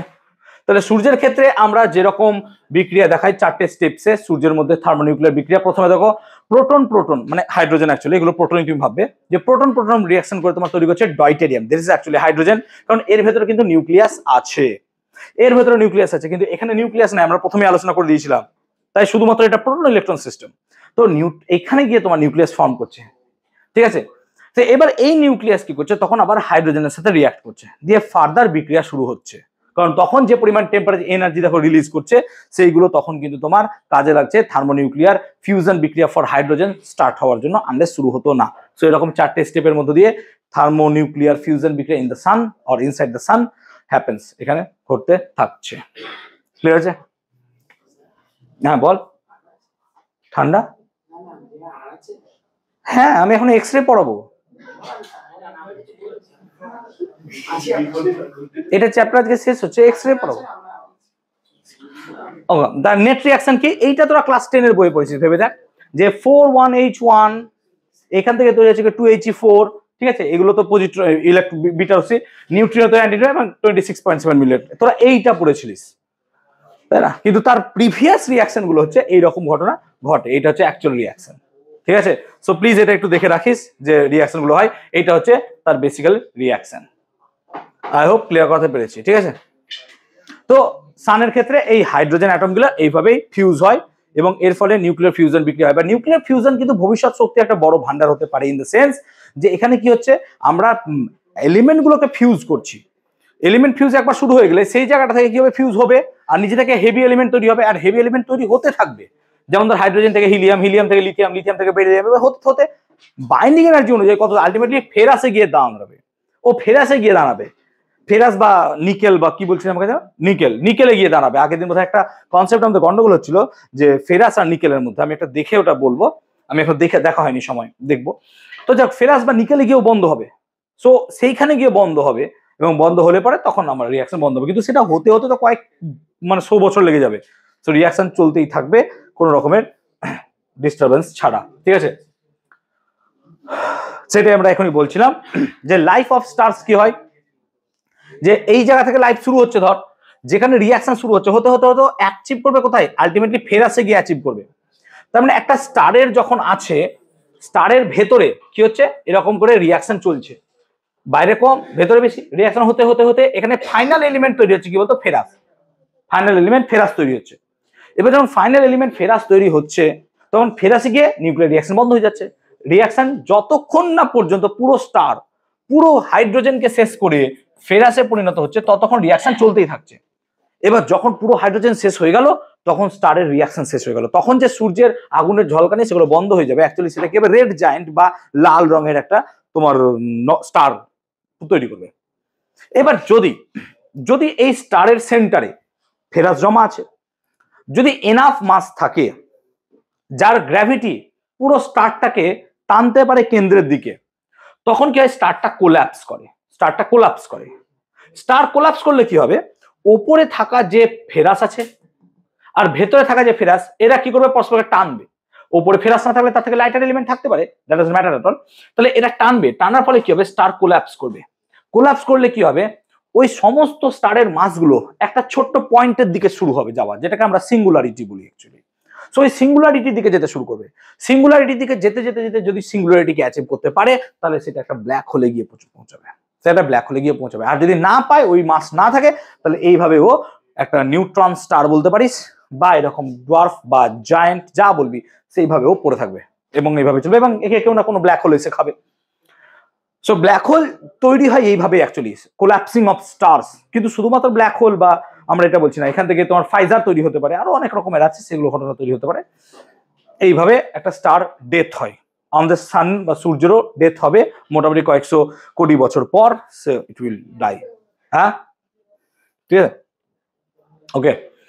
সো এটাই আমি বুঝিয়েছি এখানটাতে, যে রেড জায়ান্টের কনসেপ্ট আমরা এখানে বোঝাচ্ছিলাম, যে when an average sized star like the sun runs out of hydrogen, যদি সূর্যের মতো কোনো একটা হয়, তাহলে সে অ্যাকচুয়ালি রেড জায়ান্ট হবে সূর্যের ক্যালকুলেশন আমি যখন অ্যাস্ট্রোফিজিক্স পড়ছিলাম তখন দেখেছিলাম যে সূর্যকে ক্যালকুলেট করে দেখা যায় এটা কোনোদিনই ব্ল্যাক হোল তৈরি করতে পারবে না, কারণ এ এনাফ সাইজের নয়, এর মাস এনাফ নয়। এ হচ্ছে অনেকটা ছোট মাপের একটা স্টার, এর থেকে অনেক বড় বড় মাপের স্টার আছে, তারা ব্ল্যাক হোল তৈরি করবে। তো ব্ল্যাক হোল তৈরি করতে গেলে যে মাস বা যে সাইজটুকু দরকার সেটা সূর্যের মধ্যে নেই, সেই জন্য এর রেড জায়ান্ট হিসেবেই পড়ে থাকবে এবং একে কোনো না কোনো দিন কোনো একটা ব্ল্যাক হোল এসে খাবে। ক্লিয়ার হয়েছে? সো ব্ল্যাক হোল আলটিমেটলি বলা হয় যে ইউনিভার্সের একটা ল আছে, পড়ছিলাম আমি সেদিন একটা বইয়ে, সেখানে দেখাচ্ছিলাম যে আলটিমেটলি যদি ইউনিভার্সে কোনো কিছু থাকে সেটা শুধু ব্ল্যাক হোলই থাকবে একটা টাইম পর, আর কিছু থাকবে না। কারণ ব্ল্যাক হোল এত সংখ্যায় বাড়বে যে আলটিমেটলি কি হবে বলতো, ভাঙা করা লেগে থাকে। তো এবার ব্ল্যাক হোল সমস্ত স্টারগুলোকে আস্তে আস্তে খাবে, খেতে খেতে খেতে খেতে আলটিমেটলি পুরো জায়গায় ব্ল্যাক হোলই থাকবে। এবার ব্ল্যাক হোলগুলো আবার পরস্পরের মধ্যে কি করবে, কোলাইড করবে, দিয়ে সেখানে রিপলস তৈরি হবে। সো আমরা আস্তে আস্তে পুরো ইউনিভার্স স্টেবিলিটির দিকে যাচ্ছি, অ্যাকচুয়ালি পুরো স্টেবিলিটির দিকে যাচ্ছি। ধরে কেমিস্ট্রি পড়িস, এন্ট্রপির কনসেপ্টটা দেখ, এন্ট্রপি কি হচ্ছে আমাদের সবসময় কি হচ্ছে, পজিটিভ, ডিসঅর্ডার হচ্ছে। সো যে কোনো ক্ষেত্রে ডিসঅর্ডার হচ্ছে, তো সেই ক্ষেত্রে আমরা অ্যাকচুয়ালি এক্সপান্ড করছে, এখান থেকে আমরা বলতে পারি। সো ও যখন এরকম হচ্ছে তো সেই স্টেবিলিটির দিকে বিচার করলে দেখা যায় আলটিমেটলি এগুলোই থাকবে, এগুলো সব পুরো বন্ধ হয়ে যাবে আর থাকবে না। ঠিক আছে, তারপর কতগুলো প্রবলেম আছে দেখো। তো which of the following outputs more energy per nucleon, যে কোনটা বেশি মোর এনার্জি পার নিউক্লিয়ন দেবে। যদি ইউরেনিয়াম 235 ফিশন রিঅ্যাকশন দেখো, তাহলে ইউরেনিয়াম 235 ফিশন রিঅ্যাকশনের ক্ষেত্রে দেখো 200/236 পার এ না কত হচ্ছে 0.85, কিন্তু যদি তুমি হাইড্রোজেন ফিউশনে দেখো ভাই, তাহলে সেটা আসছে পার তোমার হচ্ছে মাস নাম্বারে 6.7 মিলিয়ন ইলেকট্রন ভোল্ট। সেই জন্য ছোটবেলায় একটা জিনিস মাথায় ঢুকতো না, কি যে স্যার ফিউশনের ক্ষেত্রে দেখছি মাত্র 3.24 বা মাত্র 26.4 মেগা ইলেকট্রন ভোল্ট তৈরি হচ্ছে, কিন্তু ফিশনের ক্ষেত্রে স্যার 200 মেগা ইলেকট্রন ভোল্ট তৈরি হচ্ছে। তাহলে স্যার এটা বেশি পাওয়ারফুল হওয়া উচিত, এটা কম। তখন তোদের একটা কনসেপ্ট আমি বলতাম কি, একে মাস নাম্বার দিয়ে ভাগ কর, তবে তুই পার নিউক্লিয়ানে খুঁজে পাবি ওকে। তো পার নিউক্লিয়ানে তুই দেখ, তাহলে তুই আকাশ পাতাল পার্থক্য। সেই জন্য ইট ইজ মোর ডেঞ্জারাস এবং এটাই সব থেকে বেশি পরিমাণ এনার্জি ক্রিয়েট করবে rather than the nuclear fission. সেই জন্য hydrogen bomb is more dangerous then the atomic bomb. এই কোশ্চেনটা সেটাই বোঝায়। ক্লিয়ার? ওকে, তাহলে আজকে আমাদের নিউক্লিয়াস একটু দূরই শেষ থাকলো। বল এক্স রে পড়াবো না? এক্স রে পড়াবো? ঠিক আছে, তোরা বললি চলো।